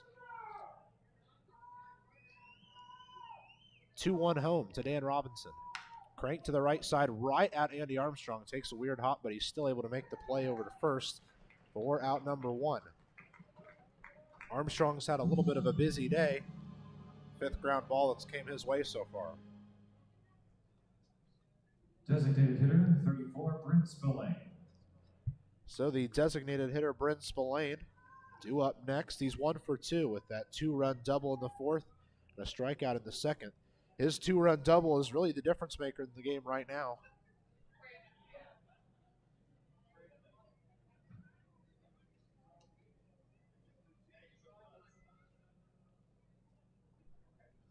First pitch to Spillane, a half swing. Did he go? They say no, he did not. Did look close though.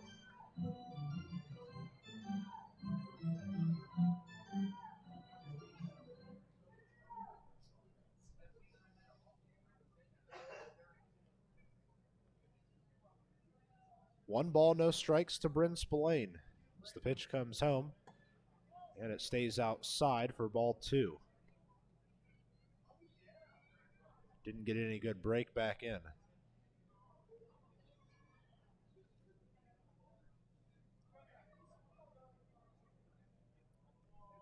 Defense is in their usual positioning on a 2-0 pitch to Brynn Spillane. Cranked hard towards Davis, takes a really weird hop. He's able to make the play, and the throw to first is in time for out number 2. Back-to-back plays for the Otters infield that have taken really weird hops. They've still been able to make the play look very effortless. This outstanding Otters defense continues to prove why they are so good.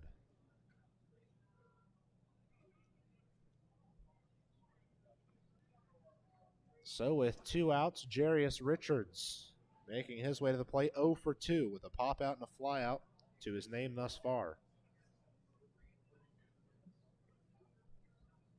First pitch home is sent grounding towards Armstrong. He charges in towards it. The throw to first is in time. Very simple inning for Evansville. And Austin Gossman has retired the last 7 Thunderbolts he's seen. We go to the bottom half of the 6th. Evansville still trailing by 3.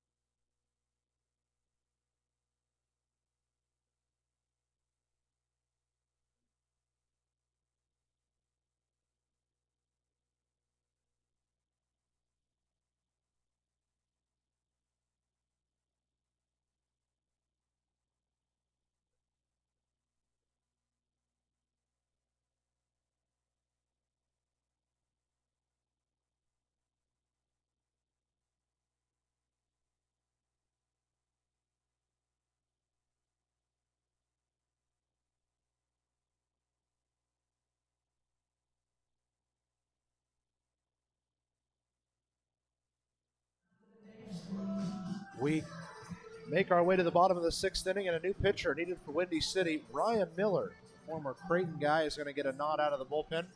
Stands 6'4" and has some good power coming home. He's 1-1 officially in his 11 appearances thus far. An ERA that sits north of 8, and a strikeout to walk ratio that's nearly 2.0. First baseman 25, Zach Biermann. Biermann, Gordon, and Khalil are the 3 due up here in the half inning for the Otters. Otters had the bases loaded for the second time tonight last inning and left the bases jam-packed. First pitch home to Zach Biermann, righty on lefty here, taken for a called strike.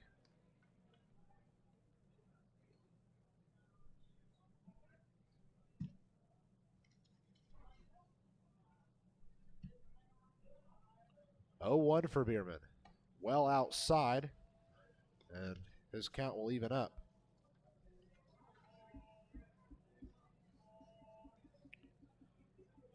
This is an Otters team that hits certainly better against righties, almost 0.03 better. Biermann zooms one down the right field line, but foul.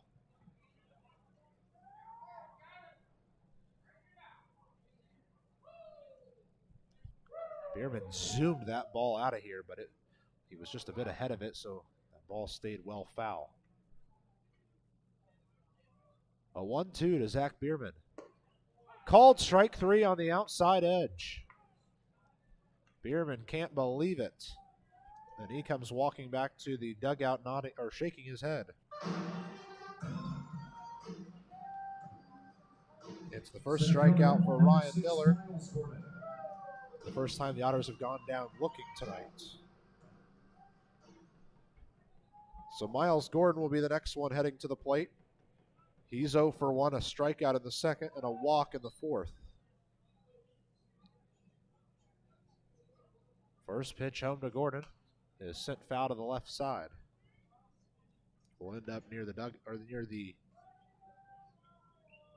parking lot out there and left.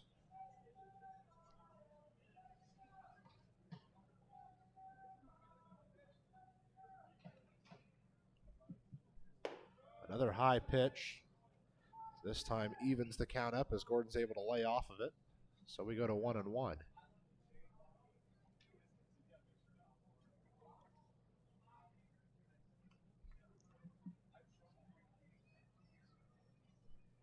The 1-1 to Gordon. And he swings right over the top of it for strike 2. And he's back in the count, 1 ball, 2 strikes. Series continues tomorrow night, 6:35 first pitch on a Senior Connection Wednesday here from Bosse Field. You can't join us in person. Join us here on the Otters Digital Network or on Flow Sports. We'll have the pregame show starting about 6:20. A swinging strike 3 will sit down Gordon with a strikeout, the second of the inning for Ryan Miller. And with that, George Khalil will make his way to the plate now with 2 outs. Shortstop, 28, George Khalil. And nobody on.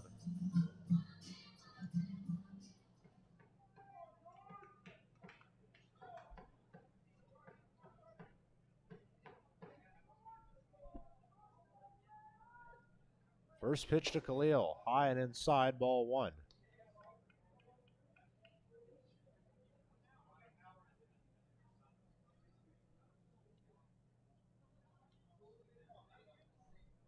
One of the count for George Khalil. Cranked towards center, but it's going to stay very shallow. Robertson zooms in, and it's actually the right fielder Richards who again comes in to make the catch. A very quick 3 outs there in the bottom half of the 6th. We head to the 7th. Evansville still trails by 3.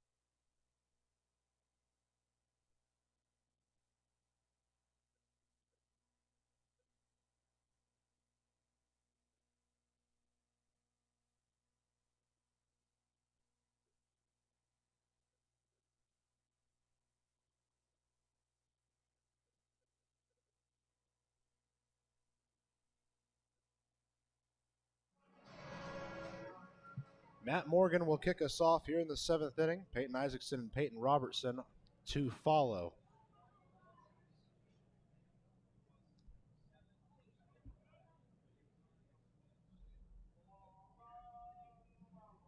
First pitch is fouled back in towards the netting. Gossman will take an 0-1 lead in the count. Good to see Gossman out there once again. He's been strong in this game. Other than that, little bits of a 4th inning. Other than that, he's been very good.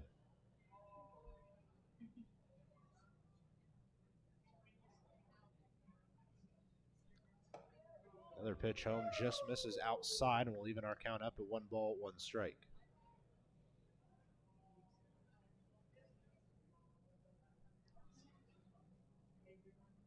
Morgan's walked twice tonight in both of his opportunities.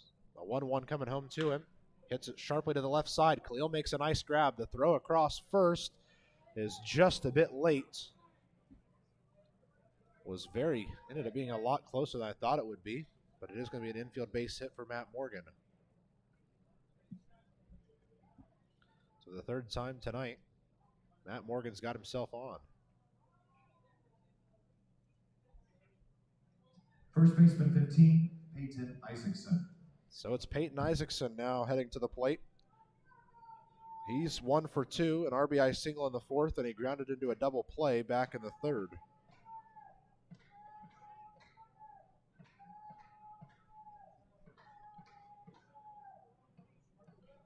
Gossman gets ready for the first pitch to Isaacson. He hits it on the ground to the right side, picked up by Biermann. They go to second for 1. The relay to first, not in time. They say Gossman did not make the out. He's stating his case to the first base umpire. Now Andy McCauley's going to come out and make his case known as well. Bang play there that looked like the Otters had it.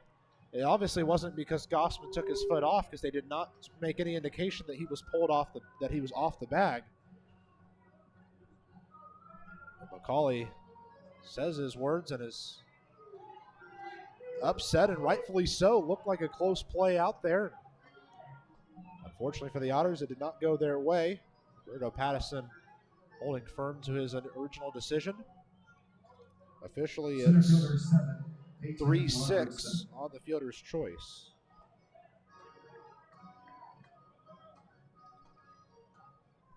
Bright side for Evansville is they do get the lead runner and get themselves an out.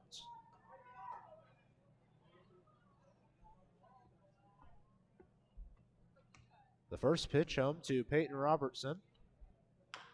Hit towards the left side, but foul. Davis will barehanded in foul territory and just get rid of that baseball. So far, Peyton Robertson, 1 for 2 on the day, had a single in the 3rd. And flew out in the 4th to end that big inning.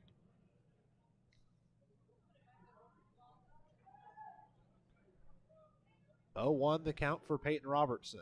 With a runner on first and 1 out, Evansville's in double play positioning.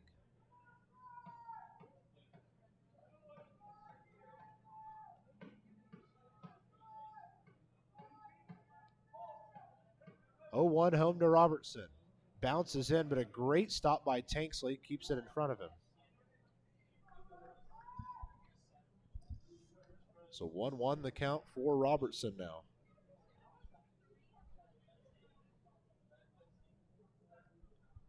Runner at first and 1 out.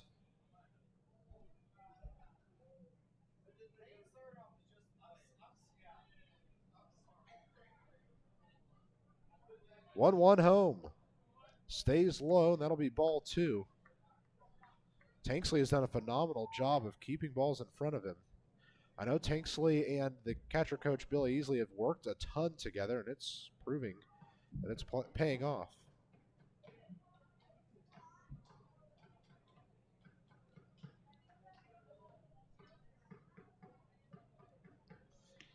Two 2-1 the count for Peyton Robertson. 1 out, 1 on. Pitch comes home. There goes the man towards second. Tanksley throws down, but it's on the wrong side of second. Because of it, it is a stolen base for Peyton Isaacson. More importantly for Windy City, it takes away the double play opportunity.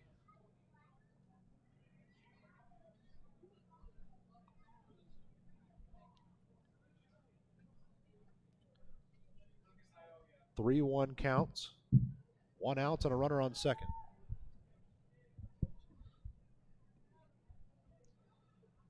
Kevin Davis is warming up for the Otters out in the right field pen, by the way.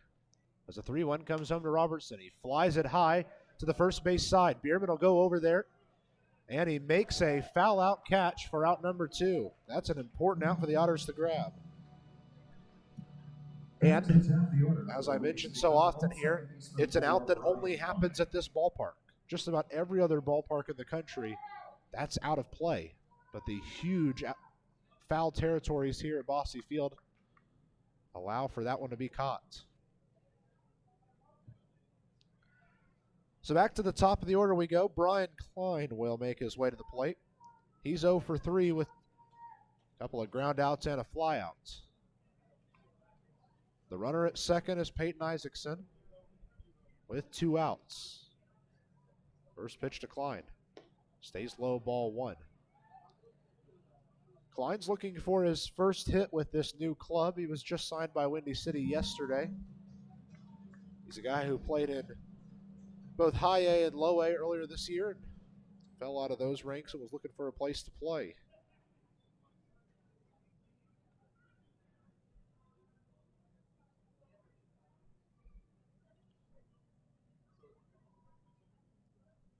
One ball, no strikes to Brian Klein. As the pitch comes home, it's fouled off to the left side, and with it, the count will even up at 1 ball, 1 strike. Brought to you by Ed's Construction. Choose the best. Never regret it. Austin Gossman having to work himself out of another little bind in this game. Not too bad of a scenario for him.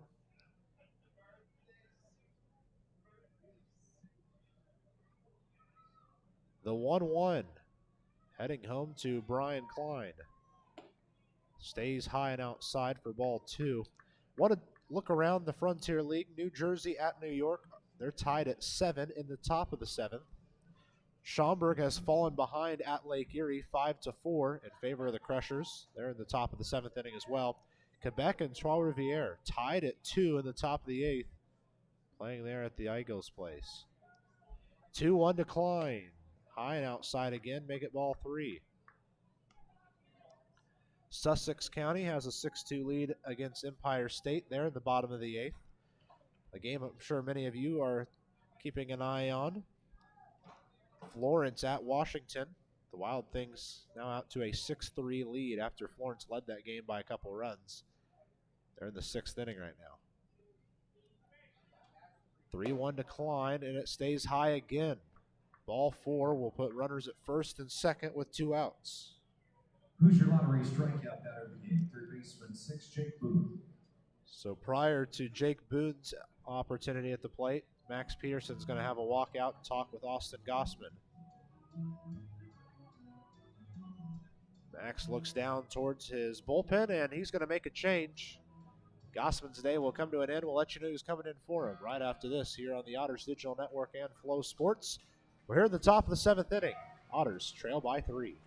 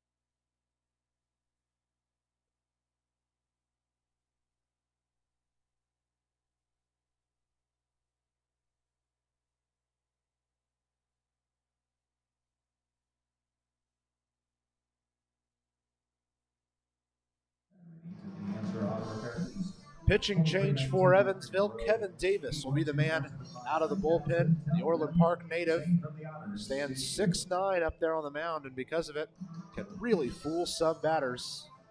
This call to the bullpen is presented by our friends at Business Communication Solutions. Contact BCS for all your business solution needs. It's Davis on the mound, Tanksley behind the plate. That pitcher-catcher battery is sponsored by the Answer Auto Repair East. Find all your battery needs at the Answer Auto Repair East, located at 2319 North Greenville Road. Or give them a call at 812-475-9000. There's runners at first and second and 2 outs. Evansville just looking for that last one. Jake Boone is the one heading to the plate. He's 1 for 3, but his last time up had a base hit robbed from him by J.R. Davis. Made a nice backhanded play at the hot corner. Made a throw to first in time. So Evansville just needs to grab one, get themselves out of this top of the 7th, and get themselves back onto the offensive side of things, where they're trying to bring themselves closer in this one, down by 3.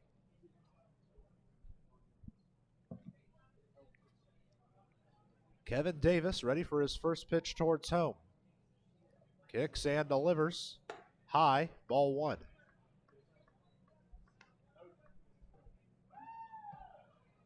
Davis appeared a couple of times there in his home area of Windy City and Joliet, close to where he's originally from.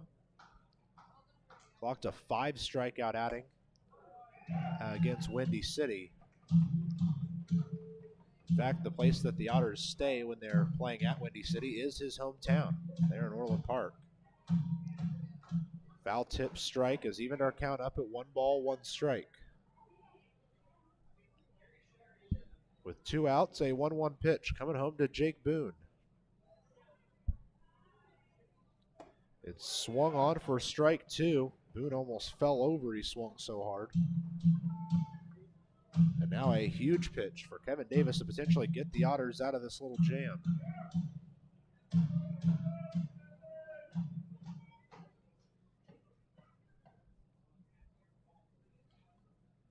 Davis kicks and delivers on the 1-2. It bounces in for ball 2. And with it, the count will even all the way up at 2 balls, 2 strikes, 2 outs, 2 on. Big opportunity here now for Kevin Davis and the Otters.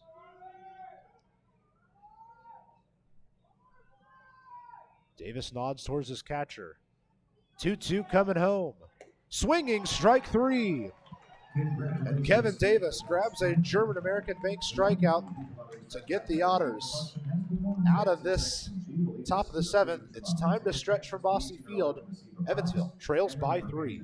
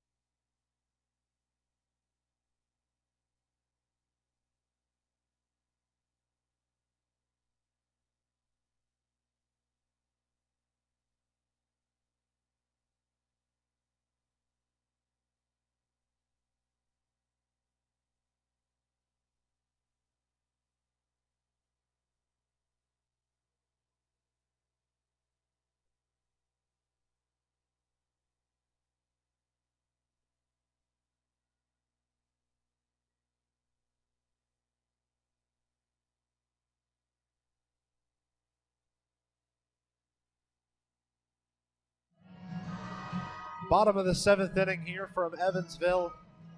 And Evansville is looking to find any sort of runs. The three that will have to try to get it done will be the bottom three of the order. The bottom two of the order, Tanksley, Armstrong, and then Rosario, the leadoff man.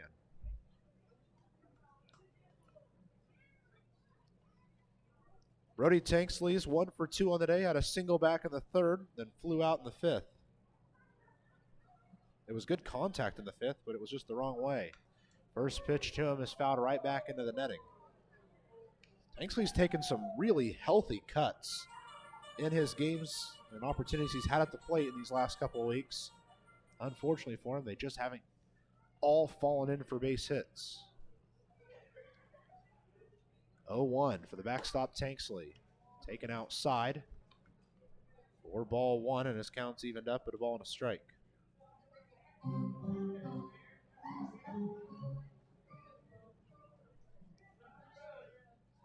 One ball, one strike for Brody Tanksley. Well inside, ball two. He takes the lead in the count. By the way, it is still Ryan Miller on the mound for Windy City, if you were wondering.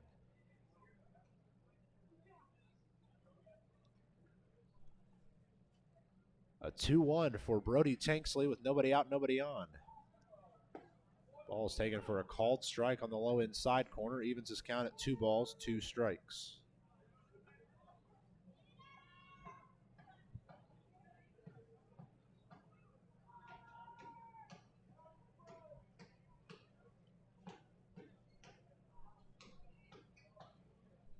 Pitch sent to Tanksley. It's foul tip towards the glove of Morgan, but it gets out of the glove. So living to see another pitch is Tanksley.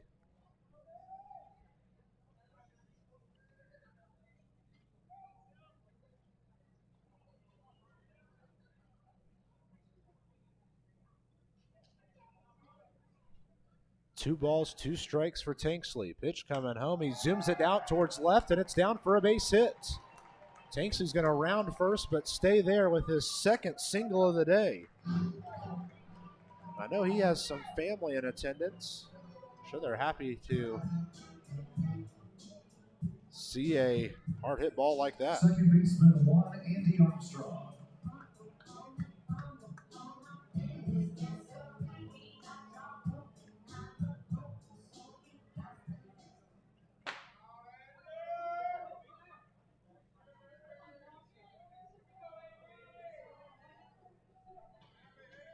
Andy Armstrong at the plate now. The 9-hole hitter, 1 for 2 on the day. He's got a runner at first and nobody out.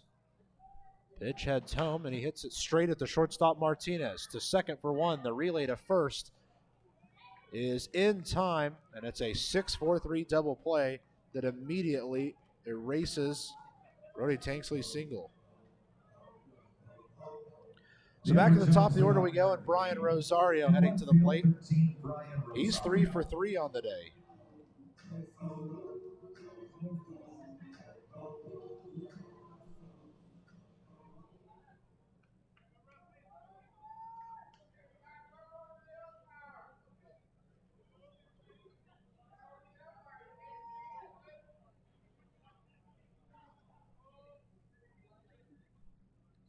First pitch to Rosario.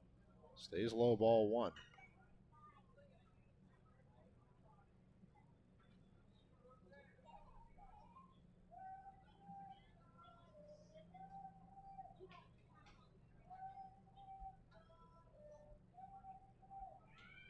A 1-0 is sent foul to the left side. His count evens up now.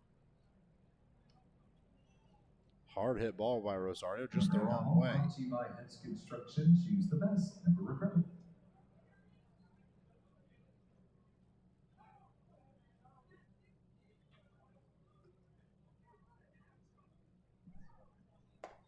One. Rosario checks his swing. They say no, he did not go. So his count advances to 2-1. Slightly in his favor.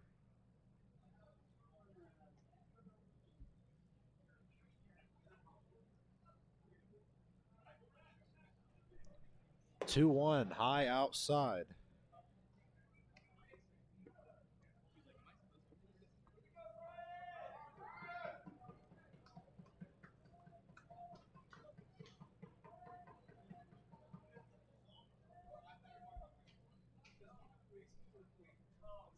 3-1 the count as the pitch comes home for a called strike nearly right down the middle, and the count fills up now for Rosario.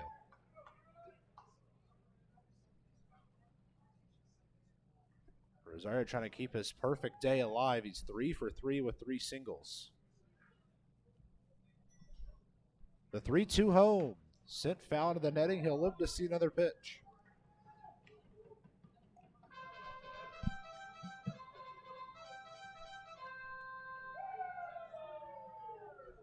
Deep breath from Rosario as he takes his time stepping back in. A wonderful return to the leadoff spot regardless of how this at-bat goes. 3 singles already for him. Good to see him get back in the right spot on the hit column, and now he's got on base for the 4th time today, this time with a hard-earned full count walk.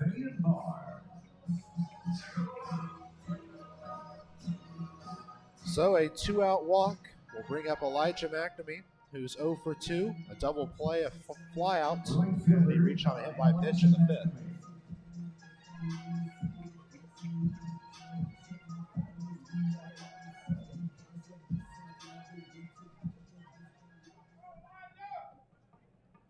Rosario has himself a slight lead over at first as Elijah McNamee steps in, ready for his first pitch. The opening offering to Elijah McNamee is sent foul right back into the netting. A hefty pitch there.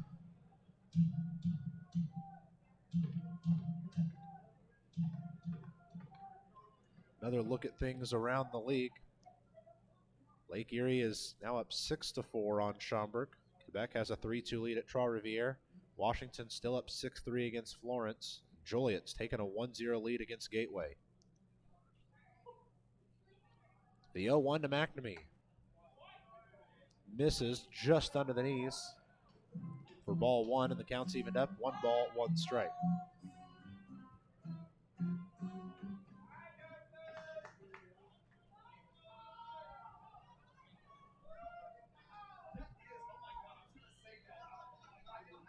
One count to Elijah McNamee. Zoom to the left side. Wonderful play from Boone. The throw to first. My goodness. That is one of the best defensive plays we've seen all year here. Boone just robbed a base hit from Elijah McNamee. We will head to the 8th. Evansville still trailing by 3.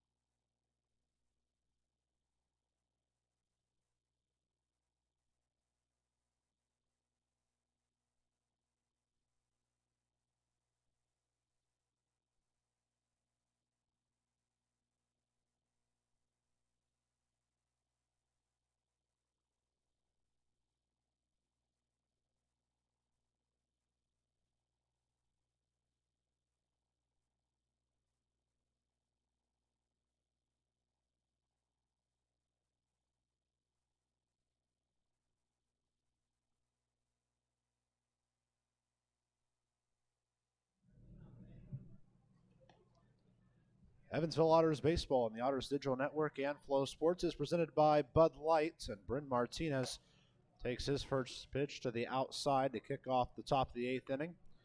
Kevin Davis is going to return to the mound for Evansville.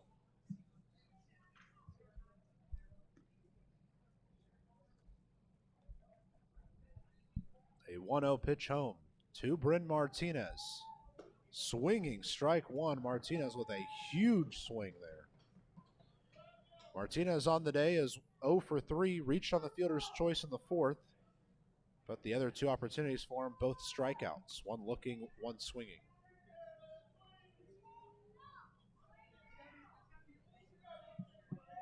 The 1-1 home. Called strike almost right down the middle. It was really cool to have so much of Kevin Davis's family in attendance all week while the team was up at both Windy City and Joliet. Made it a kind of cool atmosphere on the road for him to grab some of these strikeouts and have some loud cheers to go with it. The 1-2 to Martinez. Zoomed out towards right field. Long run for Gordon and McNamee. It'll drop in for a single. Perfect placement for a hit there for Martinez. They lead off the inning with a single. Can't fault him there, just a hard hit ball. Brynn Martinez, this is 19, Dan Robinson, the left fielder. The left fielder, Dan Robinson, steps in now. He had a double in the fourth inning, part of that big inning. But his other two chances have both been hit very hard at Andy Armstrong, and he's made nice plays out of them. First pitch home from Davis. Stays just a bit too high for ball one.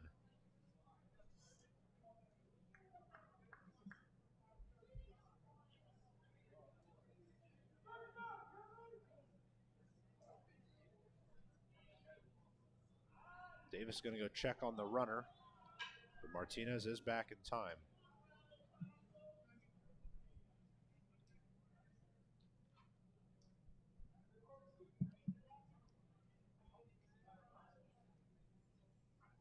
The 1-0 count to Dan Robinson.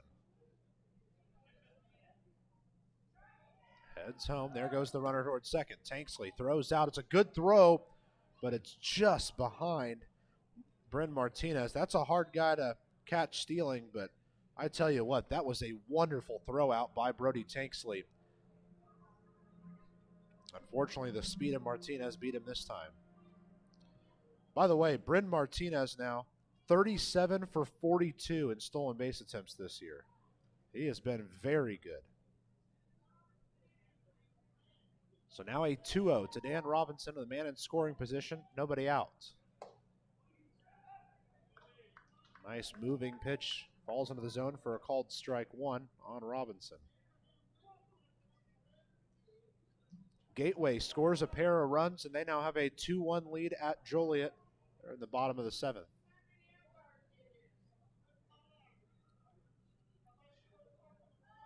A 2-1 to Robinson. Swinging strike two is even the count up.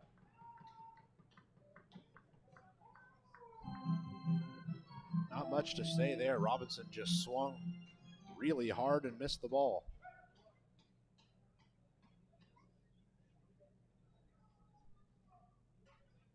Two balls, two strikes. Runner on second, nobody out. Pitch comes home from Davis. Swinging strike three, and Kevin Davis has himself his second German-American Bank strikeout of the day. German-American Bank strikeout. Kevin Davis is such a fun pitcher to watch work because he mixes in his speed and his breaking pitches well. And because of his height, he gets a unique mix of both speed and movement on some of these pitches, and it just makes it hard for some of these hitters to see. He's now got the DH Brynn Spillane coming up against him. First pitch home is a called strike one on Spillane. Good work from Davis to right away kick off the next at-bat with the strike.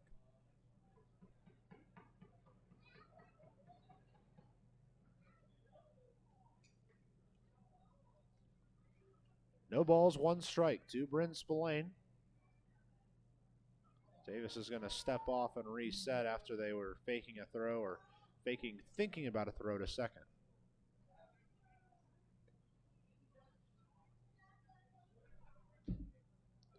Spillane right now has the game-winning RBI on a big two-run double back in the fourth went off the wall out there and right. The 0-1 to Spillane. There goes Martinez towards third. He'll have a stolen base as it was in the dirt for Tanksley. And Martinez has his second stolen base of the day.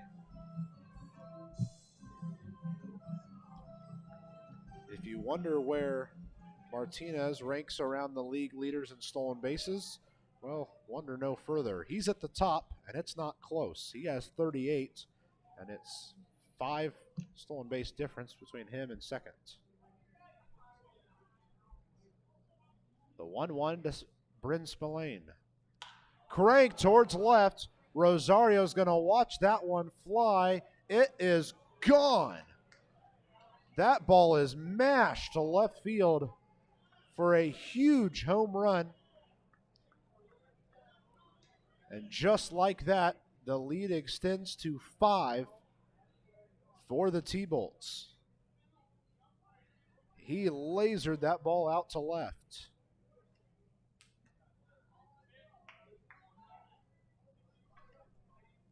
Brynn Spillane, for the second time today, has put his mark on this game in a great way. Had the two-run double that gave Windy City the lead, and now has given Windy City 2 more runs of insurance. First pitch to Jarius Richards is fouled away to the left side. That overhead foul ball brought to you by Ed's Construction. Choose the best, never regret it. There is a man warming for Windy City. It's Brett Smith down there in the left field pen. 6'2" righty out of Alsip, Illinois. The 0-1 to Richards, swinging strike 2. Davis just blew that one past him.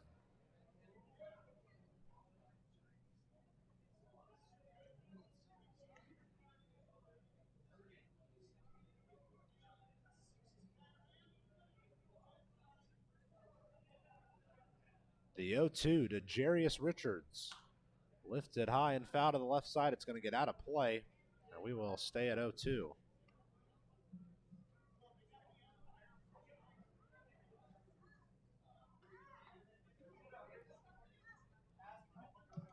Evansville is trying to avoid being shut out for the 6th time this year.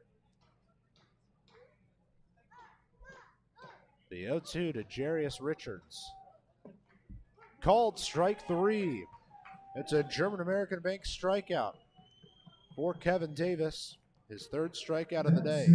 German-American Bank strikeout. And with 2 outs and nobody on, Matt Morgan, the catcher, strides in. He's reached base all 3 times, twice on walks, once on a single.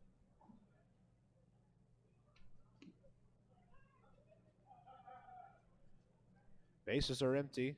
2 outs as Morgan's ready for his first pitch. Davis fires home and it stays well high for ball 1.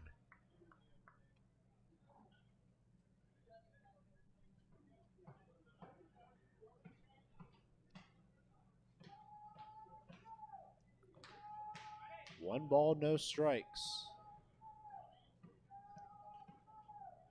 Davis forces that one to be just fouled back towards the netting. Counts even. 1 ball, 1 strike. I did see Steven Sinsley down in the Otters bullpen area stretching and using one of the pitcher's bands out there just to keep loose. Don't know if that means we could see him as a pinch hitter potentially in this game. 1-1 to Morgan. Good for a called strike 2 on that outside edge of the plate.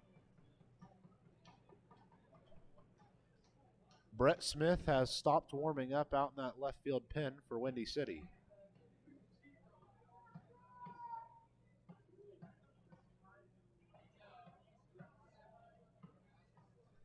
The 1-2 again fouled back into the netting. Good defensive swing from Matt Morgan.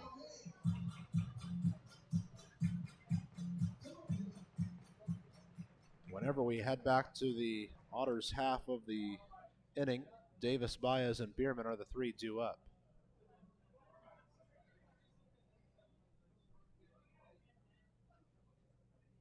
The 1-2 to Morgan again. Too far outside, and that evens our count at 2 balls, 2 strikes now.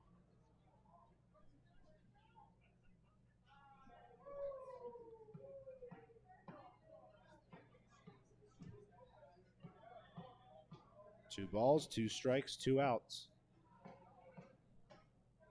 As the pitch comes home to Morgan. Called strike 3 on the inside edge. And for the 3rd time this inning, Kevin Davis records a strikeout, but a 2-run home run has allowed Windy City to get themselves a little bit further ahead. We head to the bottom half of the 8th. Otters trail by 5.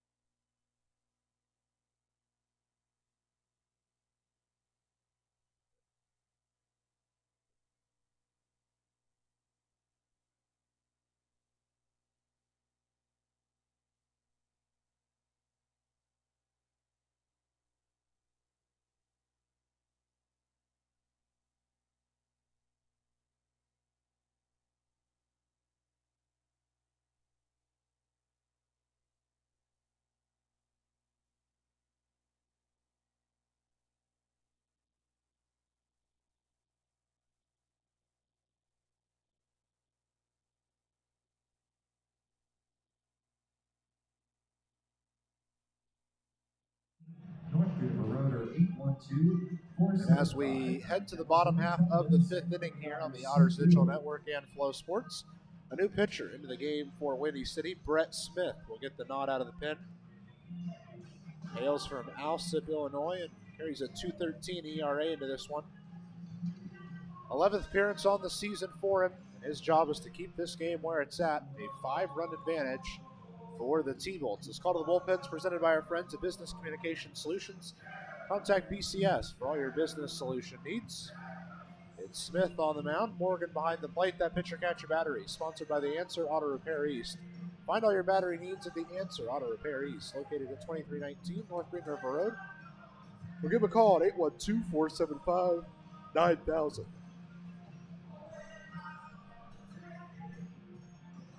Otters have Davis, Baez, and Biermann 2 up.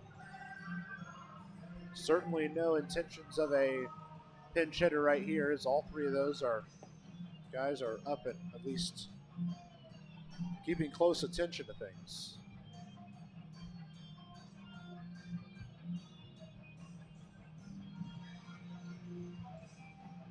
Brett Smith really digging into that back part of the rubber, the first base side of the rubber. Final warm-up pitch has been tossed, and we're ready to go in the bottom of the 8th. 2 more runs score for the T-Bolts in the 8th, giving them a little bit of insurance.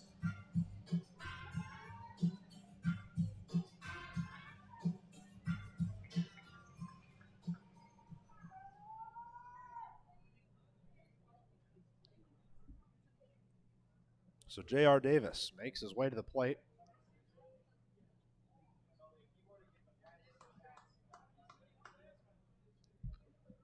First pitch home to J.R. Davis. Inside, ball 1.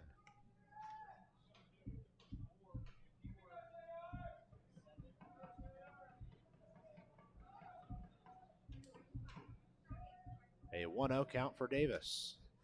He foul tips one into the glove of Morgan.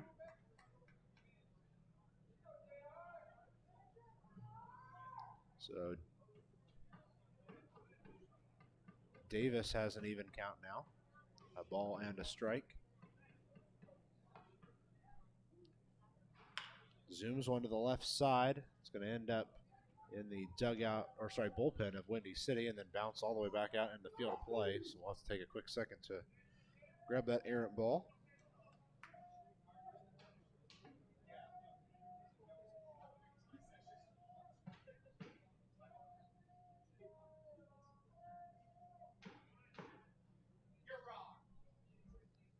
The 1-2 to Davis. Stays high, and his count evens up 2 balls, 2 strikes.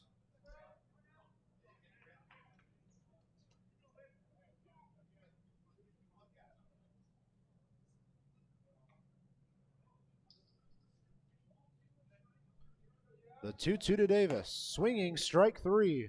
Kicks off this bottom of the 8th.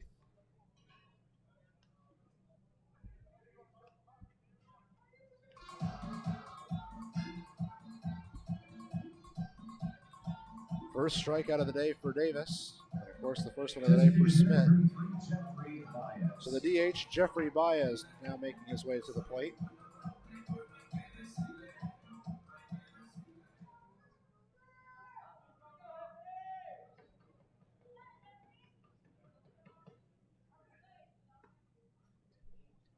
First pitch is in there for a called strike on Jeffrey Baez.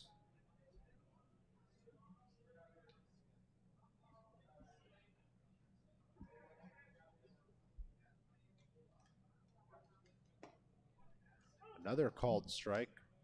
0-2 now for Baez.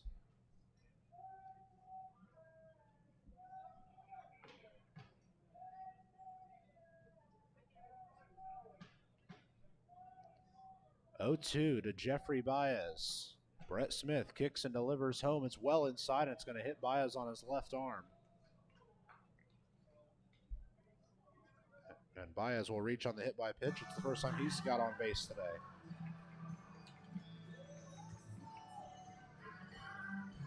First baseman, 45, Zach Biermann.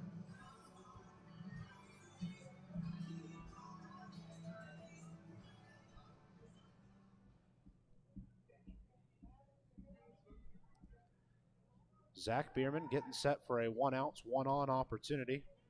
Biermann to the day is 0 for 3, 2 strikeouts and a ground out. Zooms one into center field. It's down for a base hit. My goodness, really good contact from Biermann. There's men on first and second for the Otters here in the 8th.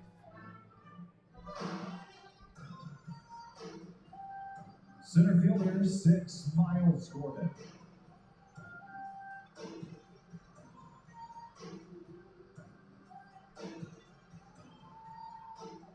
Miles Gordon, 2 up next for the Otters.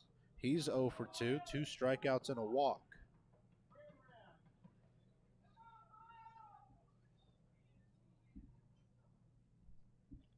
First pitch to Gordon. Catches the outside edge, a called strike 1.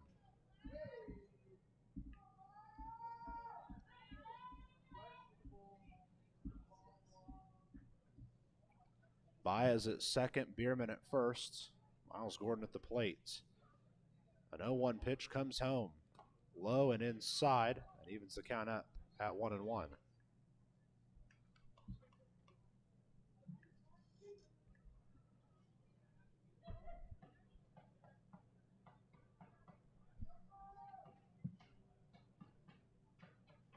Otters only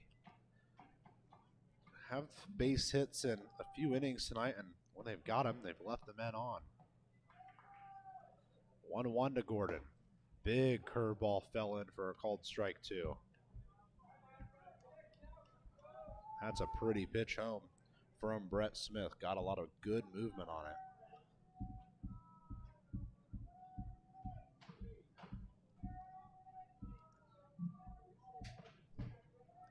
So the 1-2 for the center fielder, Miles Gordon. 2 on, 1 out.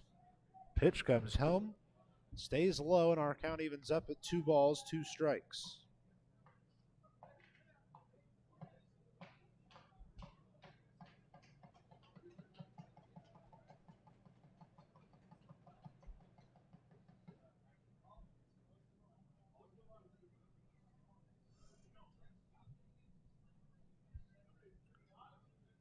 The 2-2 to Miles Gordon. Swinging strike 3. And the Otters have their second strikeout victim of the game. And George Khalil is going to be pinch hit for. Looks like Steven Sinsley is going to make his way out of the dugout and pinch hit for Evansville.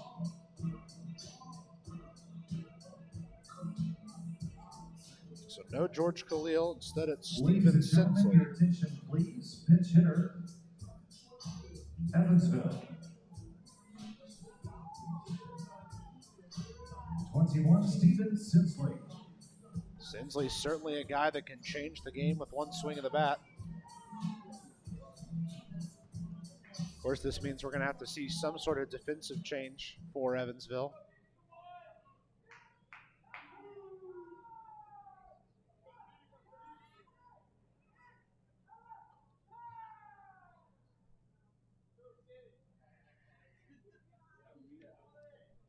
Ready for the first pitch to Steven Sinsley. It's on the way. Called strike one at the knees.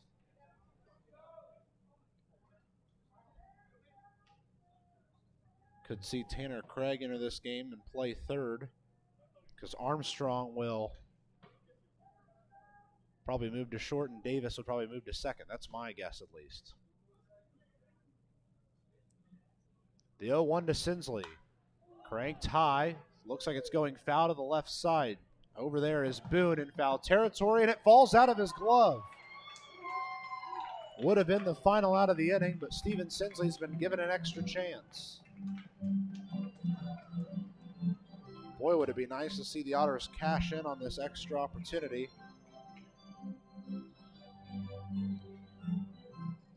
And make Windy City pay for the unforced error there. Of course, it's not officially an error, but you know what I mean.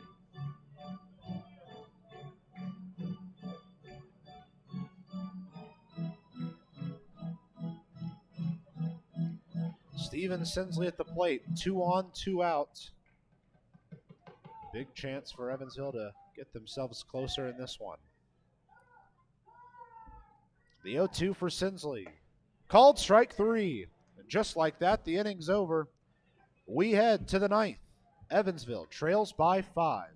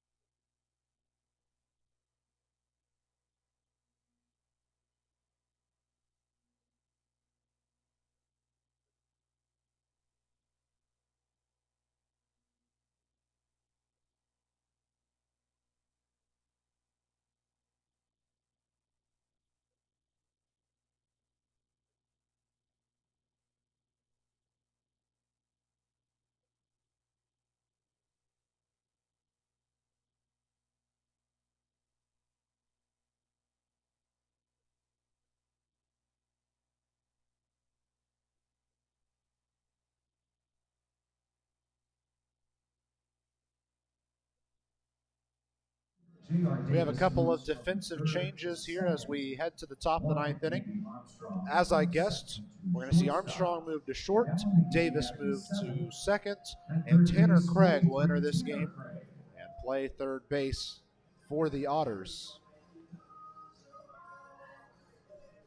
Which means that Steven Sinsley will be replaced in the order by Tanner Craig if we were to go all the way around again. Craig at third, Davis at second, and Armstrong at short. First baseman, 15. Kevin Davis is going to remain on the bump for Evansville as they will face Peyton Isaacson, Peyton Robertson, and Brian Klein here in the ninth.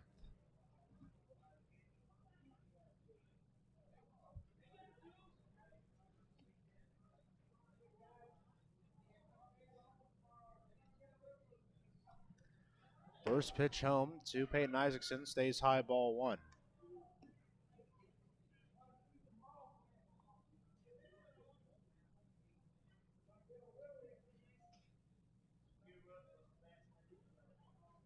Now a 1-0 home to Isaacson. Bounces in, and the count goes to 2-0.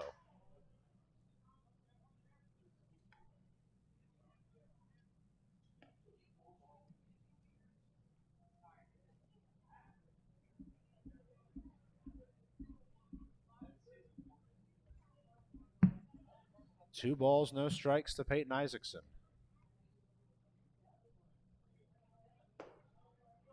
Nice curveball, found the high outside corner. Late called strike, but still called strike.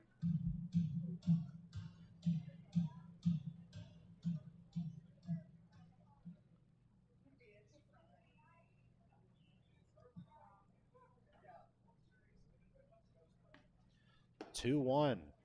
Stays too far inside. The count advances to 3-1.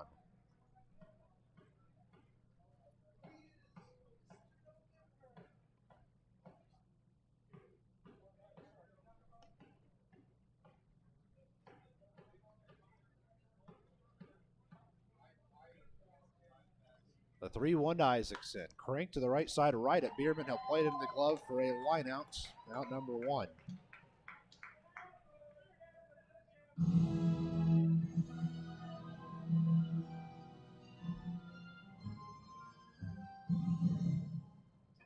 Center fielder 7, Peyton Robertson.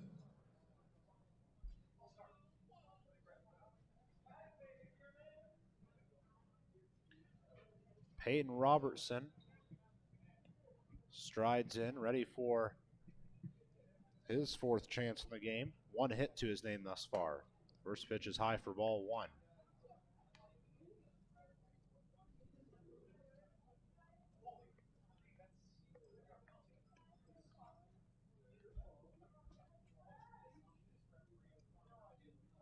The 1-0. Swung on and missed, and our count evens up.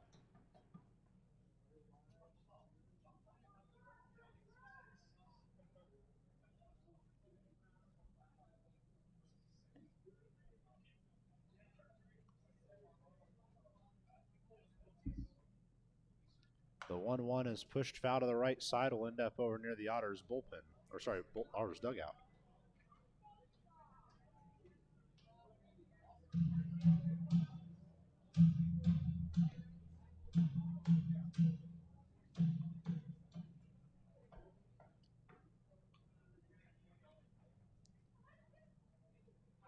One ball, 2 strikes to Peyton Robertson.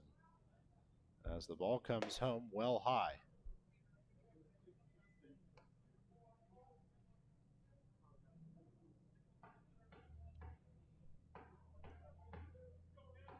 There is a man warming up for Windy City. It looks like Lane Schnitz-Paxton down there.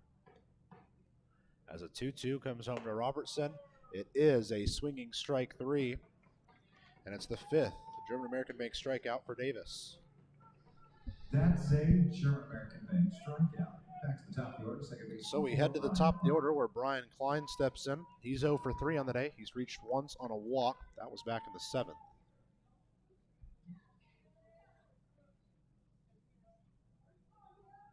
Making his debut for Windy City tonight, was just signed yesterday at the deadline.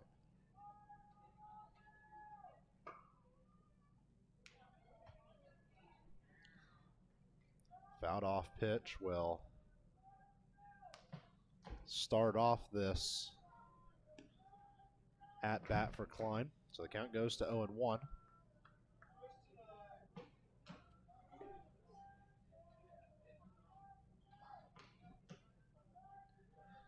Davis taking a couple extra seconds to reset before this pitch.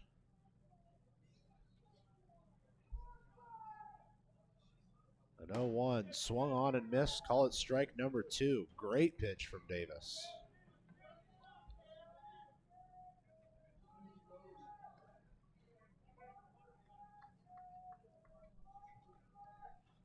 Davis trying to grab his 6th strikeout of the day.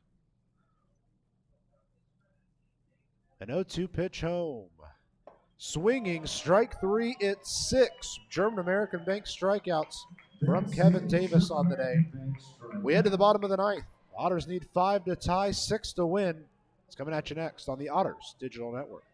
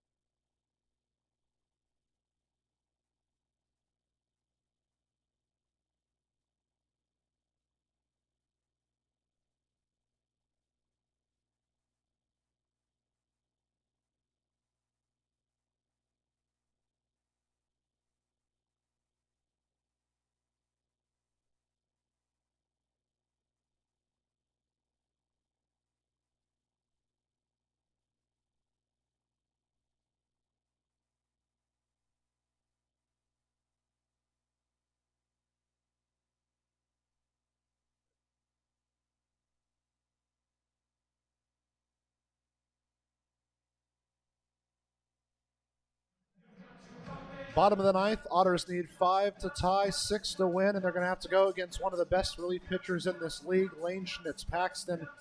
He has been very consistent on the bump for Windy City this year. Though he has a 3-4 record, his ERA stands at 1.26.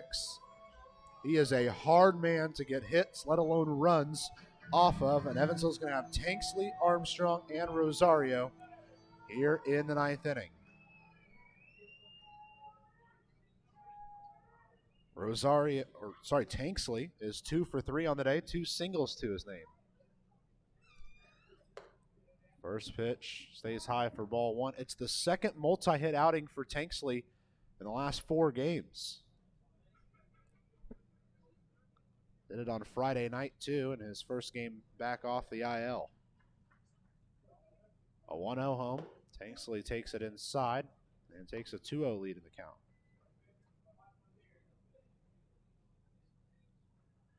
Of course, I couldn't see the whole conversation, but as Kevin Davis worked his way back to the dugout, Max Peterson grabbed his hand, reached out for a handshake, and said, "Great work, kid."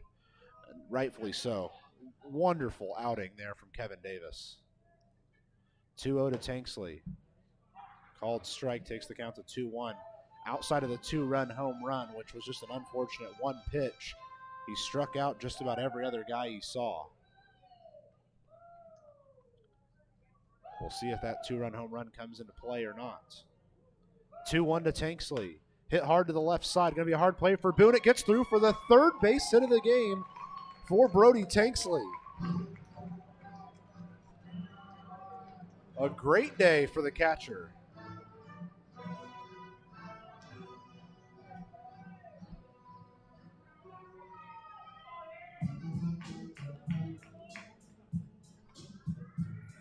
So it's Andy Armstrong now, the 9-hole hitter who walks in. He's 1 for 3. The last time Brody Tanksley got on base to lead off an inning, Armstrong grounded into a double play and removed the chance right away. Otters hoping for a different result this time.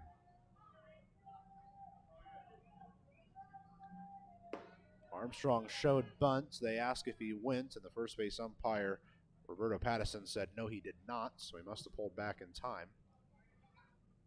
And the count goes to 1-0.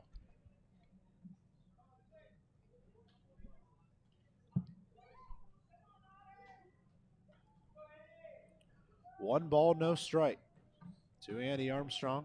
Nobody out, runner on first. It's a hard swinging foul tip that goes in off the catcher Morgan, gets all the way over towards Andy McCauley in the third base coaching box.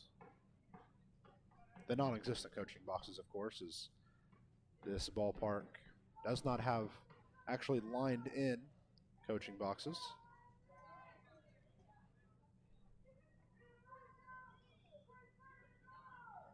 The 1-1 to Andy Armstrong. Stays low for ball 2, and Armstrong takes another lead in the count.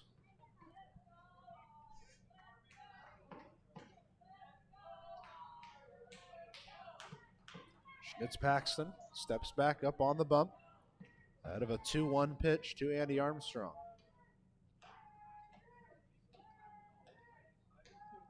2-1 on the way. Again, it's shown bunt, and it goes off the leg pad and all the way into the dugout for the Otters. So Tanksley's going to get himself a free base.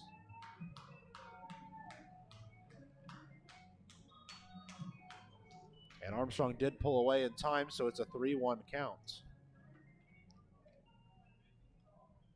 Well, that takes the simple double play out of the equation. And Armstrong still ahead in the count. 3 balls, 1 strike. Still nobody out here in the bottom of the 9th inning for the Otters. 3-1 home. Called strike 2. And Armstrong's going to have to find a way to do it with a full count. Armstrong now the shortstop for the Otters. He moved over there after Khalil was pinch hit for in that 8th inning. The 3-2 to Armstrong. Pushes it weakly to the left side. It's going to be a play at first. There will be no play, and there's runners at first and third after the infield single from Andy Armstrong. It wasn't an intended bunt. It just hit weakly off the bat and worked well down the third base line. The Otters have men on first and third with the Edward Jones leadoff hitter of the game, Brynn Rosario. He's 3 for 3, 3 singles and a walk in this game. Been stranded at first 3 times, and he was stranded at third back in the 5th. One of the 2 times Evansville left the bases loaded.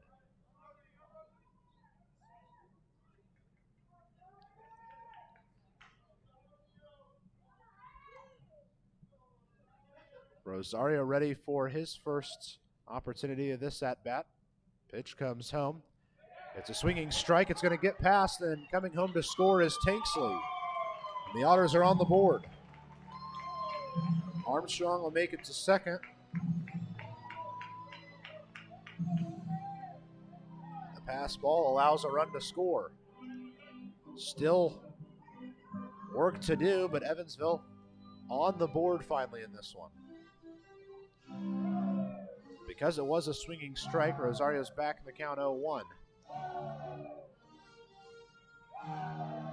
And now, just in case, we see the Otters get their bullpen in a position where they could potentially be ready to warm in case this got a little closer. 0-1 to Rosario's well inside, and the count's evened up at a ball and a strike. Couple of scores that might interest you in the Frontier League. Joliet's come from behind and now leads 3-2 against Gateway. The Grizzlies are down to their last 2 outs. 1-1 to Rosario. Swinging strike 2. We have some final scores as well. Lake Erie gets a 7-5 win against Schaumburg. Quebec goes on the road and defeats Trois-Rivières 3-2. Sussex County defeats Empire State 7-2. And a couple of games in their final couple outs. Washington up 7-3 against Florence. Joliet up 3-2 against Gateway.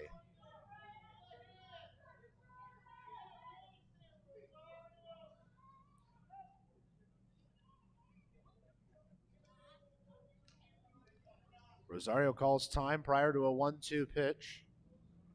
There's a runner at second and nobody out here in the bottom of the 9th. Evansville trying to come from behind in this one.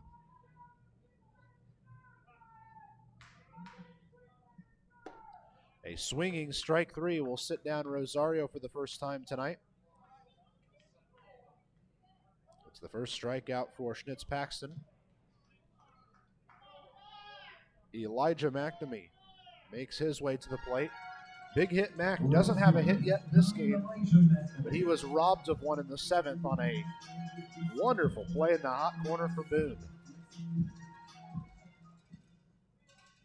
McNamee steps in. 1 out, runner on second. Otters trail by 4.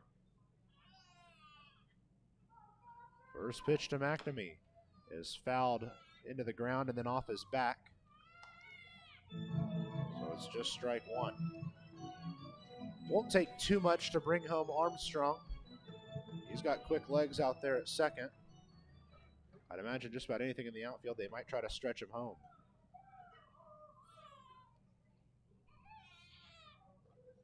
0-1, the count for Elijah McNamee with 1 out and a runner at second.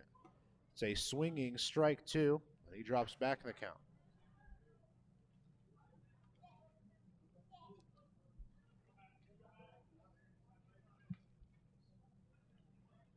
A quick decision by Schnitz Paxton and his catcher Morgan just to refresh signs with a man out on second.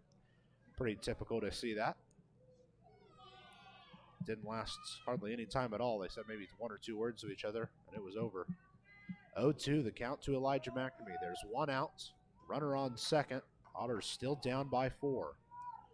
The 0-2 pitch hit hard towards Boone at third. A tough play for him. The throw to first is in time for out 2, and Armstrong's going to get himself to third.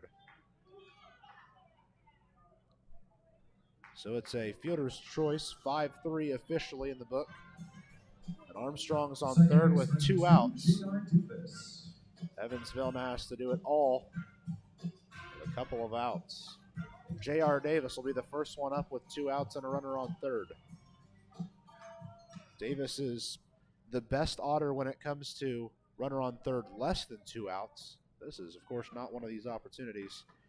He had a chance earlier in this game with runners at second and third, but he walked in that chance. First pitch home is a swinging strike one on the inside half the plate. Other than that walk, Davis is 0 for 3 in the game. A strikeout, a ground out, and a line out.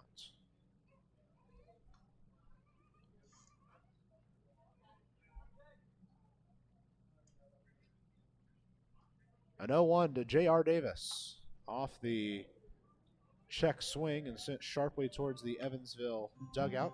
Everyone's out of the way of it, though. And it takes the count to 0-2 for Davis. Evansville quickly down to their last strike here in the ninth.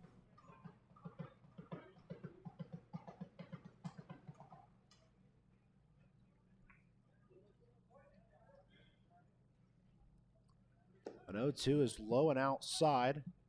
Davis will get another chance.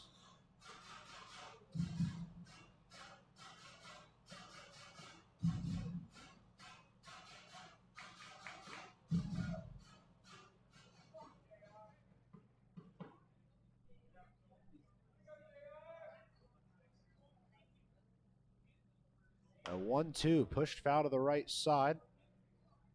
And with it, J.R. Davis again gives himself a chance to stay in this one.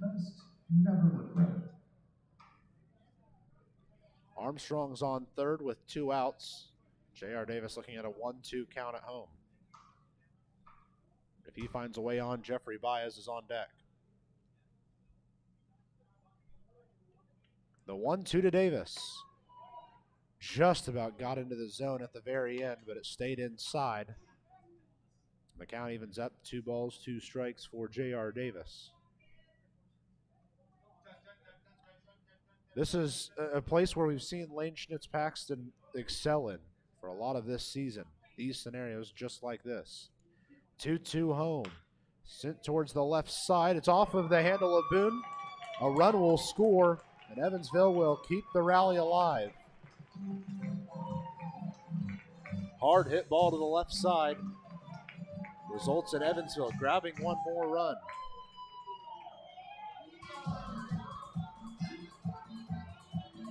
Officially an error on Boone.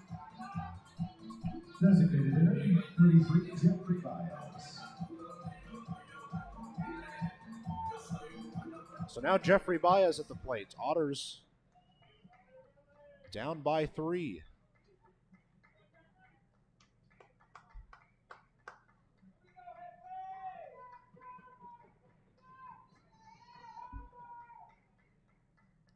First pitch to Baez, inside for ball 1.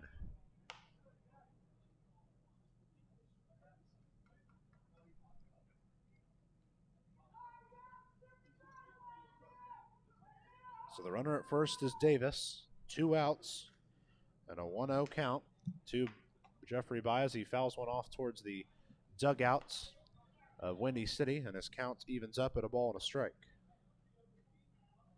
Right back at it tomorrow night between these two. 6:35 first pitch here from Bosse Field. If you can't join us in person, join us here on the Otters Digital Network or on Flow Sports. Pre-game show starts at 6:20. 1-1, low outside.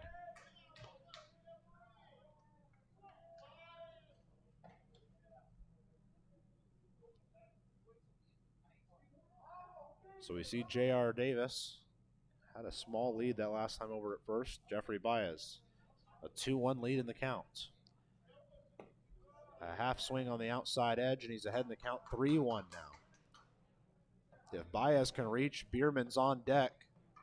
Boy, would this be a great time if Baez can get himself on, potentially with a walk here. Biermann, another guy that's due for a big home run. It's been a while since we've seen one from him.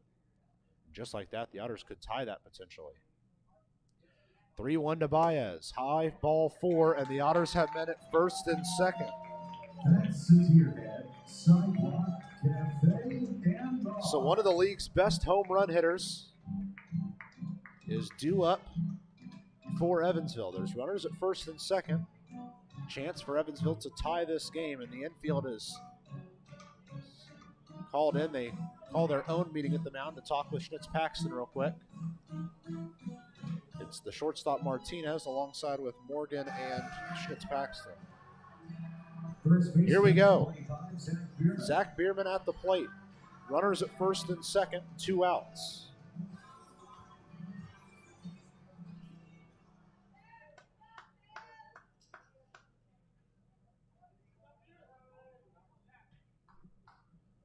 Big chance for Evansville.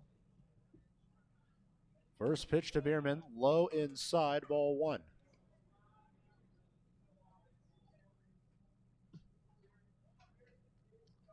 Biermann at the plate, Gordon on deck.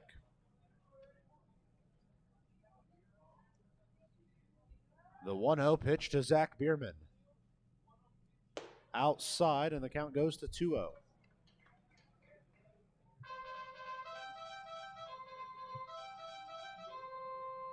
The Otters have a man up in the right field pen just in case. I think it's Logan Sawyer out there. The 2-0 to Zach Biermann. That one falls in for the first strike of the at-bat. Dazen Cole is starting to warm up for Windy City out in left. He's a 5'9" righty out of Pontiac, Michigan.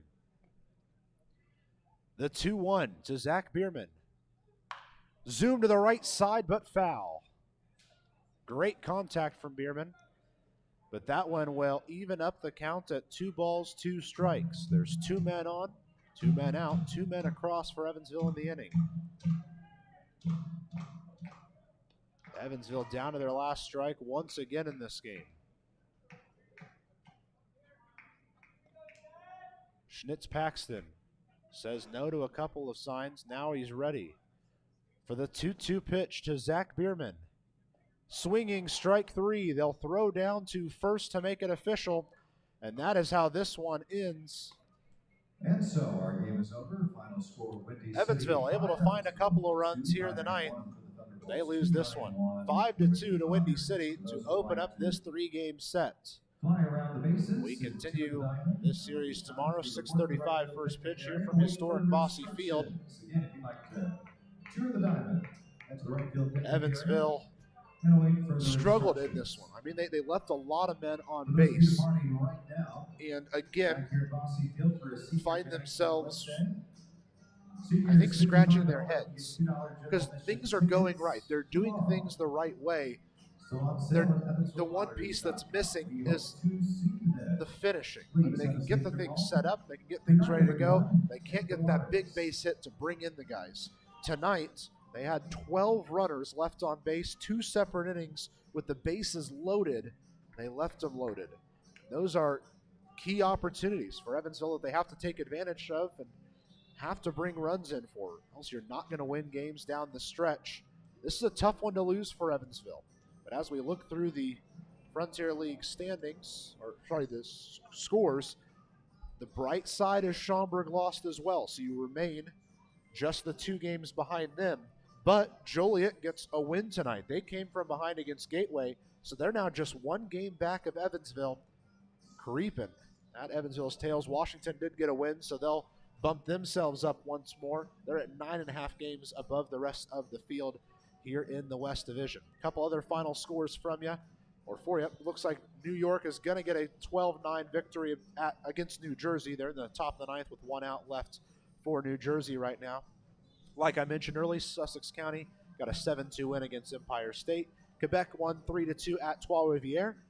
And that's all she wrote for the day, as we have only 7 games in action instead of 8, as Ottawa and Tri-City are playing a doubleheader tomorrow as opposed to playing a game today and tomorrow. Evansville's got a couple things to figure out right now.